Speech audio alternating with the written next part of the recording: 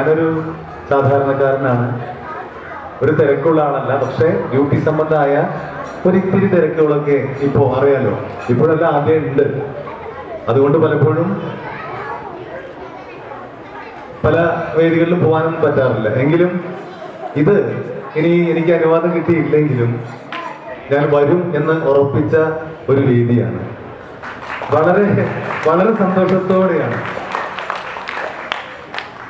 കേരളത്തിലെ ഒരു ചെറിയ ഗ്രാമത്തിലെ ഒരു സാധാരണക്കാരനായിട്ട് ഉള്ള എനിക്ക് ഇവിടെ ട്രിച്ചിയിൽ വന്ന് ഇത്രയൊരു വലിയ സദസ്സിനോട് സംസാരിക്കാൻ കിട്ടുന്നത് അത് വലിയൊരു ഭാഗ്യമാണ്. മലയാളികൾ ലോകത്തിന്റെ എല്ലാ മൂലയിലും ഉണ്ട്, മുക്കിലും മൂലയിലൊക്കെ ഉണ്ടെന്നാണ് നമ്മൾ അറിഞ്ഞിട്ടുള്ളത്. ഞാൻ ഓർത്തത്, എന്നെ സംബന്ധിച്ചിടത്തോളം ഏറ്റവും പ്രധാനപ്പെട്ട, എന്നെ സംബന്ധിച്ചിടത്തോളാണ് ഒരു കവി എഴുതിയ 4 വരികളുണ്ട്. ഭാരത വസുന്ധര കലാനിലയമേ, ചാരുത പുണരും കേരളമേ, തുഞ്ചൻ പൈങ്കിളി കളകളനാദം, നെഞ്ചിൽ അനശ്വര മൃദു സംഗീതം, തുഞ്ചൻ ഹാസ്യ കലാവിഭവത്താൽ പുഞ്ചിരി തൂകുമീ മലയാളം. എനിക്ക് പ്രധാനപ്പെട്ടതെന്ന് പറയാൻ കാരണം എന്താ അറിയോ? എന്റെ അച്ഛൻ എഴുതിയതാണ്. വേറെ ആർക്കും അറിയില്ല, നാട്ടിൽ ആർക്കും അറിയുന്ന ഒരു കവിയൊന്നുമല്ല. പക്ഷെ എന്നെ സംബന്ധിച്ചിടത്തോളം ഏറ്റവും പ്രധാനപ്പെട്ട ആളാണ് അദ്ദേഹം എഴുതിയ 4 വരികൾ. അങ്ങനെ കുഞ്ചനും കുഞ്ചനും എന്ന് വേണ്ട നിരവധി പ്രഗത്ഭരായ കവികൾക്കും കലാകാരന്മാർക്കും ഇപ്പോഴും നമ്മൾ കണ്ടുകൊണ്ടിരിക്കുന്ന സന്തോഷേട്ടനെ പോലെയല്ല, ഏട്ടെന്ന് വെറുതെ വിളിച്ചതാട്ടോ, എന്നെക്കാളും 10 വയസ്സ് താഴെയാണ്. പക്ഷെ ബഹുമാനം കൊണ്ട് വിളിച്ചതാണ് സന്തോഷേട്ടൻ. സന്തോഷേട്ടനെ പോലെയുള്ള ഒരുപാട് കലാകാരന്മാർക്കും കവികൾക്കൊക്കെ ജന്മം നൽകിയ പവിത്രമായ നമ്മുടെ മലയാളക്കര വളരെ പവിത്രമാണ്. അതുകൊണ്ടാണ് എത്ര ദൂരെ പോയാലും ഇങ്ങ് അണയണം എന്ന് എപ്പോഴും ആഗ്രഹിക്കുന്ന ആൾക്കാരാണ് നമ്മൾ മലയാളികൾ. പക്ഷേ തമിഴ്നാട് നമുക്ക് അന്നം തരുന്ന ഒരു നാടാണ്. ഇവിടെ ഇരിക്കുന്നവർക്ക് അന്നം തരുന്നത് ഈ നാടാണ്, അല്ലേ? ഇവിടെ ഇരിക്കുന്നവർക്ക് മാത്രമൊന്നുമല്ല, ഇപ്പൊ കേരളത്തിൽ ഇരിക്കുന്നവർക്ക് ഒരു 4 കൂട്ടി ഒന്ന് ഉണ്ണണമെങ്കിൽ പച്ചക്കറി ഇവിടുന്ന് വന്നിട്ട് വേണം, അരി ആന്ധ്രയിൽ നിന്ന് വന്നിട്ട് വേണം. അപ്പൊ അന്നം തരുന്ന ഒരു നാട് മാത്രമല്ല, അറിവ് നൽകുന്ന ഒരു നാട് കൂടിയാണ്. എത്രയോ പേര് പഠിക്കാൻ വേണ്ടി, ഇപ്പൊ എന്റെ മോൻ പോലും ഇപ്പൊ തമിഴ്നാട്ടിൽ വന്നിട്ടാണ് പഠിച്ചുകൊണ്ടിരിക്കുന്നത്.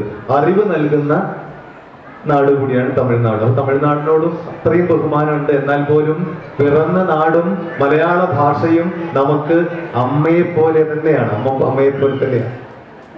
പക്ഷെ ഈ അടുത്ത കാലത്തായിട്ട് വല്ലാത്ത കുറച്ച് വാർത്തകൾ നമ്മുടെ നാട്ടിൽ നിന്ന് വരുന്നുണ്ട്. ഇത് നേരിട്ട് കാണുന്ന ആൾക്കാരാട്ടോ ഞങ്ങള്. ഈ വാർത്തകൾ കാണുമ്പോ ഇപ്പൊ താമരശ്ശേരിയിലുള്ള വാർത്ത, തിരുവനന്തപുരത്തുള്ള വാർത്ത ഒക്കെ നിങ്ങൾ വായിച്ചു. സുമേഷ് സാറ് വളരെ കുറച്ച് വാക്കുകൾ കൊണ്ട് തന്നെ അതിന്റെ ഗൗരവം നമുക്ക് പറഞ്ഞ് മനസ്സിലാക്കി തന്നു. ഇന്ന് അദ്ദേഹം വായിച്ച ആ ഫീച്ചറിലുള്ള കാര്യങ്ങൾ അദ്ദേഹം പറഞ്ഞു. പക്ഷെ ഇത് കാണുമ്പോഴൊന്നും എനിക്കൊന്നും അത്ര വലിയൊരു അത്ഭുതമൊന്നും തോന്നാറുണ്ടായിരുന്നില്ല. കാരണം ഇത് നേരിട്ട് കാണുന്ന, ഏകദേശം ഇതിന് തൊട്ടടുത്ത് വരെയുള്ള അനുഭവങ്ങൾ നേരിട്ട് കണ്ടുകൊണ്ടിരിക്കുന്ന ആൾക്കാരാണ് ഞങ്ങള്. ഞാനിപ്പോ വർക്ക് ചെയ്യുന്നത് കുറ്റിപ്പുറം എന്ന് പറഞ്ഞ സ്ഥലത്താണ്. കുറ്റിപ്പുറം എക്സൈസ് റേഞ്ച് ഓഫീസിലാണ് ജോലി ചെയ്യുന്നത്. അവിടെ നിന്ന് പൊന്നാനിയിലേക്ക് പോകുന്ന ഒരു റോഡുണ്ട്, ഒരു ഹൈവേ റോഡാണ്. ഇതിലൂടെ എക്സൈസിന്റെ ജീപ്പ് ഓടിച്ച് ഞാനാണ് ഓടിക്കുന്നത്. ഇടതുഭാഗത്ത് ഞങ്ങളുടെ ബഹുമാനപ്പെട്ട സർക്കിൾ ഇൻസ്പെക്ടർ സാർ ഇരിക്കുന്നുണ്ട്. ആ സമയത്ത് സാറിന്റെ ഫോണിലേക്ക് ഒരു കോള് വന്നു. ഒരു സ്ത്രീയാണ് വിളിക്കണേ. ഈ സ്ത്രീ വിളിച്ചിട്ട് കരഞ്ഞുകൊണ്ട് പറയാണ്, സാറേ ഒന്ന് പെട്ടെന്ന് എന്റെ വീട് വരെ ഒന്ന് വരണം. ആ സ്ത്രീയുടെ നമ്പർ ഞങ്ങളുടെ കയ്യിലുണ്ട്, ഞങ്ങളുടെ നമ്പർ അവരുടെ കയ്യിലുണ്ട്. അത് ഉണ്ടാവാനുള്ള ഒരു സാഹചര്യം അതിന് തൊട്ട് മുമ്പത്തെ ദിവസങ്ങൾ ഉണ്ടായിട്ടുണ്ടായിരുന്നു. എന്താവശ്യമുണ്ടെങ്കിൽ വിളിച്ചോളൂ എന്ന് പറഞ്ഞു. സാറ് ഈ കോള് വന്നപ്പോ ചോദിച്ചു, എന്താ കാര്യം? സാറേ അതൊന്നും പറയാൻ സമയമില്ല സാറേ, എന്നെ രക്ഷിക്കു സാറേ എന്നൊരു ശബ്ദം കേട്ടു. പിന്നെ ഫോണ് തെറിച്ചതാണോ അടിച്ചു തെറിപ്പിച്ചതാണോ എന്നൊന്നും അറിയില്ല. ഞങ്ങൾക്ക് അറിയുന്ന വീടായത് കൊണ്ടും ഭാഗ്യവശാൽ അന്ന് ആ പരിസരത്ത് ഉണ്ടായിരുന്നത് കൊണ്ടും ഒരുപക്ഷെ ഞങ്ങളുടെ ഒരു പ്രവർത്തന മേഖല എന്ന് പറയുന്നത് കുറ്റിപ്പുറം ഓഫീസിന്റെ ഏരിയ ഒരു 32 കിലോമീറ്റർ അപ്പുറത്തുള്ള കോട്ടക്കലിന്റെ അപ്പുറത്ത് പൊന്മള എന്ന് പറഞ്ഞൊരു സ്ഥലമുണ്ട്. അതുവരെയും ഇങ്ങോട്ട് ചങ്ങരംകുളം വരെയൊക്കെ ഞങ്ങളുടെ പരിധിയുണ്ട്. അതുകൊണ്ട് ചിലപ്പോൾ വിളിച്ചാൽ ആ സ്പോട്ടിൽ പോലീസ് വരുന്ന പോലെ എക്സൈസ് ഡിപ്പാർട്ട്മെന്റിലത്തെ ആൾക്കാർക്ക് വരാൻ സാധിച്ചോളുന്നില്ല. എന്നാൽ പോലും അന്ന് തൊട്ടടുത്ത സ്ഥലത്ത് ഉണ്ടായിരുന്നത് കൊണ്ട് 5 മിനിറ്റ് കൊണ്ട് ആ വീട്ടിലേക്ക് ഞങ്ങൾ എത്തി. ആ വീട്ടിൽ കയറി ചെല്ലുമ്പോൾ ഞങ്ങൾ കണ്ട കാഴ്ച, ആ വിളിച്ച സ്ത്രീ അവരൊരു അമ്മയാണ്. അത് എടുത്തു പറയാണ് ഞാൻ കേട്ടോ. അവരൊരു അമ്മയാണ്.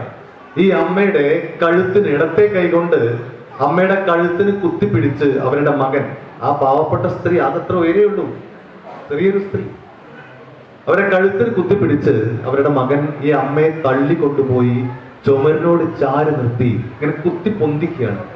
ശ്വാസം കിട്ടാതെ ആ പാവപ്പെട്ട സ്ത്രീ പെടയുന്നുണ്ട്. ഈ മകൻ അമ്മയോട് പറയുന്ന വാക്കുകൾ എനിക്ക് ഈ മൈക്കിലൂടെ നിങ്ങളെ മുന്നിൽ പറയാൻ വയ്യ. അത്രയും മോശപ്പെട്ട വാക്കുകളാണ് അമ്മയോട് പറയുന്നത്. എന്നിട്ട് മറു കൈ ചുരുട്ടിയിട്ട് ഈ അമ്മയുടെ അടിവയറിനിട്ട് ഇടിക്കാൻ വേണ്ടി കൈ പുറകോട്ട് എടുക്കുന്ന കാഴ്ച കണ്ടുകൊണ്ടാണ് ഞങ്ങൾ ചെല്ലുന്നത്. ഇത് കണ്ട പാടെ ഞങ്ങൾ പെട്ടെന്ന്, ഈ കാഴ്ച കണ്ട പാടെ പെട്ടെന്ന് ഒരൊറ്റ പിടി പിടിച്ചു. തിരിഞ്ഞു നോക്കുമ്പോൾ ഞങ്ങൾ യൂണിഫോം ഇട്ട ആൾക്കാരാണ്. ഇവൻ ആ പിടി വിട്ടു. ഒരു പക്ഷേ ഒരു നിമിഷം വൈകിയിരുന്നെങ്കിൽ ആ ഇടി എവിടെ കിട്ടും? ഇവിടെ മക്കൾ ഇരിക്കുന്നുണ്ട്, കുഞ്ഞു മക്കളാണ് കൂടുതലുള്ളത്. എവിടെ കിട്ടും മക്കളെ? ഇവിടെ. മക്കളെ ഇവിടെ. ഞാൻ പറയുന്ന, അങ്കിൾ പറയുന്ന കഥ, അനുഭവം കേൾക്കുന്നുണ്ടല്ലോ അല്ലെ? ഇതിനകത്താണ് അവൻ കിടന്നേ. അവൻ മാത്രല്ല, നിങ്ങളും ഞാനും. ഇപ്പൊ ഇവിടെ വിശിഷ്ടാതിഥിയായിട്ട് നമ്മളോട് സംസാരിച്ച നമ്മുടെ സുമേഷ് സാറും, ഇവിടെ ഇരിക്കുന്ന സന്തോഷ് ചേട്ടനും ഒക്കെ, ഇവിടെ ഇരിക്കുന്ന അരുൺ ചേട്ടനും അരുൺ സാറും ഒക്കെ അങ്ങനെ ഒരു അവസ്ഥ ഉണ്ടായിരുന്നു. ഒരു 9.5 മാസക്കാലം അമ്മയുടെ ഉദരത്തിനകത്ത് കിടന്നവരാണ് എല്ലാവരും. ആ സമയത്ത് മക്കൾ കേൾക്കാൻ വേണ്ടി പറയുകയാണെ, അമ്മ നമുക്ക് വേണ്ട എല്ലാം തന്നിട്ടുണ്ട് കേട്ടോ. നമുക്ക് വേണ്ട ശ്വാസം, നമുക്ക് വേണ്ട സ്നേഹം, നമുക്ക് വേണ്ട ആഹാരം ഒക്കെ തന്നിട്ടുണ്ട്. അമ്മയ്ക്ക് ഇരിക്കാൻ വയ്യ, നടക്കാൻ വയ്യ, ഭക്ഷണം കഴിക്കാൻ രുചിയില്ല, ജോയിൻസ് ഒക്കെ വേദന, നടക്കാൻ വയ്യ, മലർന്ന് കിടക്കില്ല. അയ്യോ മലർന്ന് കിടന്ന് എന്റെ കുഞ്ഞിനെന്തെങ്കിലും പറ്റുമോ? എന്റെ കുട്ടിക്ക് എന്തെങ്കിലും സംഭവിക്കുമോ?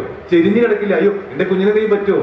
അങ്ങനെയാണ് 9.5 മാസക്കാലം അമ്മ നമ്മളെ നോക്കിയത്. നമുക്കൊന്നും തന്നില്ല എന്നുള്ള പരാതി ആർക്കെങ്കിലും ഉണ്ടോ? അമ്മയുടെ ഉദരത്തിനകത്ത് കിടക്കുമ്പോൾ എനിക്ക് അമ്മ എന്നെ അമ്മ പട്ടിണിക്ക് ഇടുകയായിരുന്നു എന്ന് പരാതിയുള്ള ആരെങ്കിലും ഉണ്ടതിലില്ലല്ലോ. എല്ലാം തന്നിട്ടുണ്ട്. അവനും കൊടുത്തിട്ടുണ്ട്. ആ ഉദരത്തിനകത്താണ് അവൻ കിടന്നേ. ആ ഗർഭപാത്രം ഇടിച്ച് തകർക്കാൻ ശ്രമിക്കുന്ന മകൻ.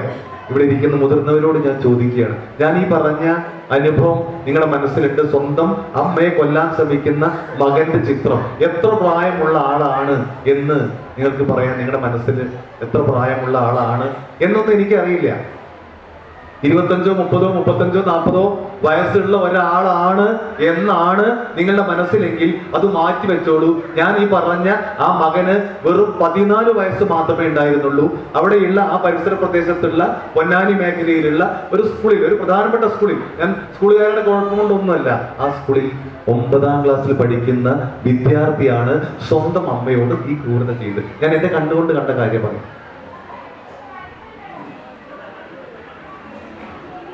ആ സമയത്ത് അവന്റെ കയ്യിൽ ഒരു ആയുധം അവന്റെ കൺവെട്ടത്ത് കണ്ടിരുന്നെങ്കിൽ ഒരു പക്ഷേ അതെടുത്തിട്ട് അമ്മയുടെ കഴുത്ത് വെട്ടുമായിരുന്നു. ആ വീടിന് ഒരു ജനലിലും, ഒറ്റ ജനലുകൾക്കും ഗ്ലാസ് ഇല്ല, പൊട്ടിപ്പോയിരിക്കുന്നു. ആ വീട്ടിൽ വെള്ളം കുടിക്കാനോ ഭക്ഷണം കഴിക്കാനോ സ്ഫടികത്തിലുള്ള പൊട്ടുന്ന ഒരു പാത്രങ്ങളും ഇല്ല. അത് എപ്പോഴൊക്കെ ഇവൻ അടിച്ച് തകർത്തിട്ടുണ്ട്. 14 വയസ്സ്. അതവിടെ നിൽക്കട്ടെ. എന്റെ വീട് വളാഞ്ചേരി. ഇത് റെക്കോർഡ് ചെയ്യപ്പെടുന്നുണ്ട്, എന്നാൽ പോലും സ്ഥലമൊന്നും ഞാൻ പറയുന്നില്ല. ഒരു പക്ഷേ നമ്മുടെ സുമേഷ് സാറിന്റെ ജില്ല, അങ്ങനെ പറയാം, ആ ജില്ലയിൽ എന്റെ വീട്ടിൽ നിന്ന് 16 കിലോമീറ്ററേ ഉള്ളൂ. അവിടെ 3 ആൺമക്കളുള്ള ഒരമ്മ. 3 ആൺമക്കൾ എന്ന് പറയുമ്പോ അങ്കിൾ ഇങ്ങനെ റേസ് ആവണോ? മോളെ വേണം. ഇവിടെ പെൺകരുത്തിന്റെ കുറച്ച് മക്കൾ ഇരിക്കുന്നുണ്ട്. അങ്ങനെ ഉഷാറാവേണ്ട ആവശ്യമുണ്ടോ? ഇല്ല, എനിക്കറിയാം. ആൺ പെൺ എന്ന വ്യത്യാസത്തിന്റെ യാതൊരു കാര്യമില്ല. ആൺകുട്ടിയാണോ പെൺകുട്ടിയാണോ എന്ന് വിവേചനത്തിന്റെ യാതൊരു ആവശ്യമില്ല എന്നറിയാം. ഇവിടുത്തെ പെൺമക്കള്, എന്റെ പ്രിയപ്പെട്ട പെൺമക്കൾ എന്നോട് പരിഭവപ്പെടേണ്ട. എത്ര സ്ത്രീ സമത്വത്തെ കുറിച്ച് വാതോരാതെ പ്രസംഗിക്കുമ്പോഴും ഞാൻ അമ്മമാരെ തന്നെ കുറ്റം പറയും. ഞാൻ തനി മലപ്പുറം ജില്ലയിലെ തനി നാട്ടുപ്രദേശത്തുകാരനാണ്. മലപ്പുറം ജില്ലക്കാർ ഇതിലുണ്ടല്ലോ അല്ലേ? ഉണ്ടല്ലോ അല്ലേ? ആരെങ്കിലൊക്കെ ഉണ്ടാവാതിരിക്കില്ല. അപ്പോ ഞാൻ ഞങ്ങളുടെ നാട്ടിൻപുറത്തൊക്കെ അമ്മമാർ തന്നെ പറയുന്നത് ഞാൻ കേട്ടിട്ടുണ്ട്, എനിക്ക് 2 ആൺകുട്ടികളാ, എനിക്ക് 2 ആൺകുട്ടികളാ എന്ന് ഗമയിൽ പറയുന്നത് ഞാൻ കേൾക്കാറുണ്ട്. ചില എന്റെ സുഹൃത്തുക്കൾ പറയുന്നത് ഞാൻ കേട്ടിട്ടുണ്ട്. എന്റെ ചില സുഹൃത്തുക്കൾ എന്നോട് ചോദിക്കും, അല്ല ചങ്ങായെ അനക്കെന്താ പേടിക്കാനുള്ളത്, അനക്കൊരു ആൺകുട്ടി ഉണ്ടല്ലോ. എന്ത് സ്ഥിതി അതല്ലോടോ, എനിക്ക് 2 പെൺകുട്ടികളാ. 2 പെൺകുട്ടികളാ. പെൺകുട്ടിയെ എന്ത് കുഴപ്പം ഉണ്ടോ മോളെ? ഹയർ സെക്കൻഡറി അല്ലേ പഠിക്കണേ അല്ലേ? 2 ആൾക്കാര്. മോള് 9th അല്ലേ? 8th. മോള് 8th. ഓക്കെ. ഇവിടുന്ന് അവിടെ വെളിച്ചം കുറവ്, അതുകൊണ്ടാട്ടോ ഞാൻ കാൽക്കുലേറ്റ് ചെയ്ത് തെറ്റിയത്. 8th അല്ലേ? ആൺകുട്ടിയായ പെൺകുട്ടി എന്ത്? ആൺകുട്ടി ആയാലും പെൺകുട്ടി ആയാലും പഠിച്ച് വളർന്ന്, വെറുതെ പഠിച്ചാൽ പോരാ, നന്നായി പഠിക്കണം. വെറുതെ വളർന്നാൽ പോരാ, വഴി പിഴയ്ക്കാതെ വളരണം. അതാണ് അണ്ടർലൈൻ ചെയ്യേണ്ട ഒരു സെന്റൻസ് ആണത്. നന്നായി പഠിച്ച് വഴി പിഴയ്ക്കാതെ വളർന്നാൽ ആൺകുട്ടിയെ കൊണ്ടാണോ പെൺകുട്ടിയെ കൊണ്ടാണോ അച്ഛനും അമ്മയ്ക്കും ആ സമൂഹത്തിനും ഈ രാജ്യത്തിനും ആർക്ക് ഗുണം കിട്ടുക എന്നൊന്നും പറയാൻ പറ്റില്ല. എന്നാൽ പോലും ഇപ്പോഴും നമ്മുടെ സമൂഹത്തിൽ അമ്മമാർ തന്നെ പറയും, എനിക്ക് 2 ആൺകുട്ടികളാ. ഞാൻ മലപ്പുറം ഭാഷ പറയും, എനിക്ക് 2 ആൺകുട്ടികളാ എന്ന് ഗമയിൽ പറയുന്നത് ഞാൻ കേട്ടിട്ടുണ്ട്. ഈ അമ്മയും പറയുമായിരുന്നു, എന്റെ വീട്ടിൽ നിന്ന് 16 കിലോമീറ്റർ ദൂരത്ത് മാത്രം ഉള്ള ആ വീട്ടിലെ ആ അമ്മയും പറയുമായിരുന്നു, എനിക്ക് 3 ആൺകുട്ടികളാ. മൂത്ത മകന് 22 വയസ്സ്, രണ്ടാമത്തെ മകന് 15 വയസ്സ്, മൂന്നാമത്തെ മകന് 7 വയസ്സ്, 2ാം ക്ലാസ്സിൽ പഠിക്കുന്നു. പക്ഷെ ഈ 7 വയസ്സുകാരന്റെ പ്രത്യേകത എന്തായിരുന്നു അറിയോ?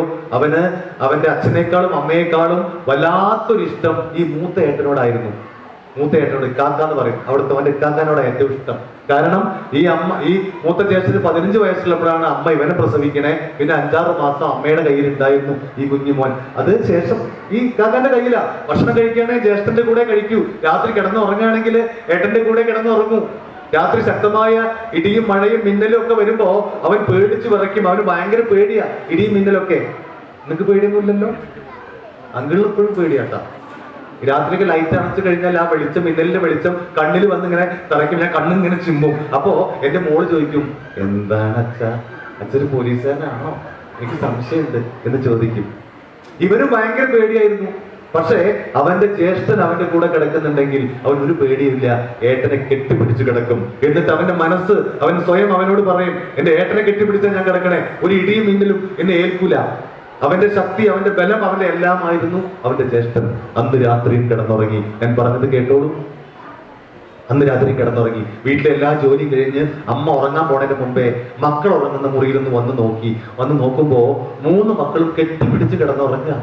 അച്ഛനും അമ്മയ്ക്കും അതിനപ്പുറത്തുള്ള സന്തോഷമൊന്നുമില്ല കേട്ടോ. ഇവിടുത്തെ മക്കൾ കേട്ടോ, നിങ്ങൾ മക്കളൊക്കെ സ്നേഹത്തോടു കൂടി കഴിയുന്നത് കാണാനാണ് നിങ്ങളുടെ മാതാപിതാക്കൾ ആഗ്രഹിക്കുന്നത്. ഈ അമ്മ വന്ന് നോക്കുമ്പോ 3 മക്കളും കെട്ടിപ്പിടിച്ച് കിടന്നുറങ്ങുകയാണ്. ഈ ചെറിയ മോൻ, ആ 7 വയസ്സുകാരൻ, അവന്റെ മൂത്ത ജ്യേഷ്ഠന്റെ ശരീരത്തിലേക്ക് കാലൊക്കെ കയറ്റി വെച്ച് ആ കുഞ്ഞി കൈകള് ഏട്ടന്റെ കഴുത്തിലൂടെ ചുറ്റിപ്പിടിച്ച് അങ്ങനെ കിടന്നുറങ്ങണേ. ഇത് കണ്ടപ്പോ മനസ്സ് നിറഞ്ഞിട്ട് ആ അമ്മ വാതിൽ പതുക്കെ അടച്ചു.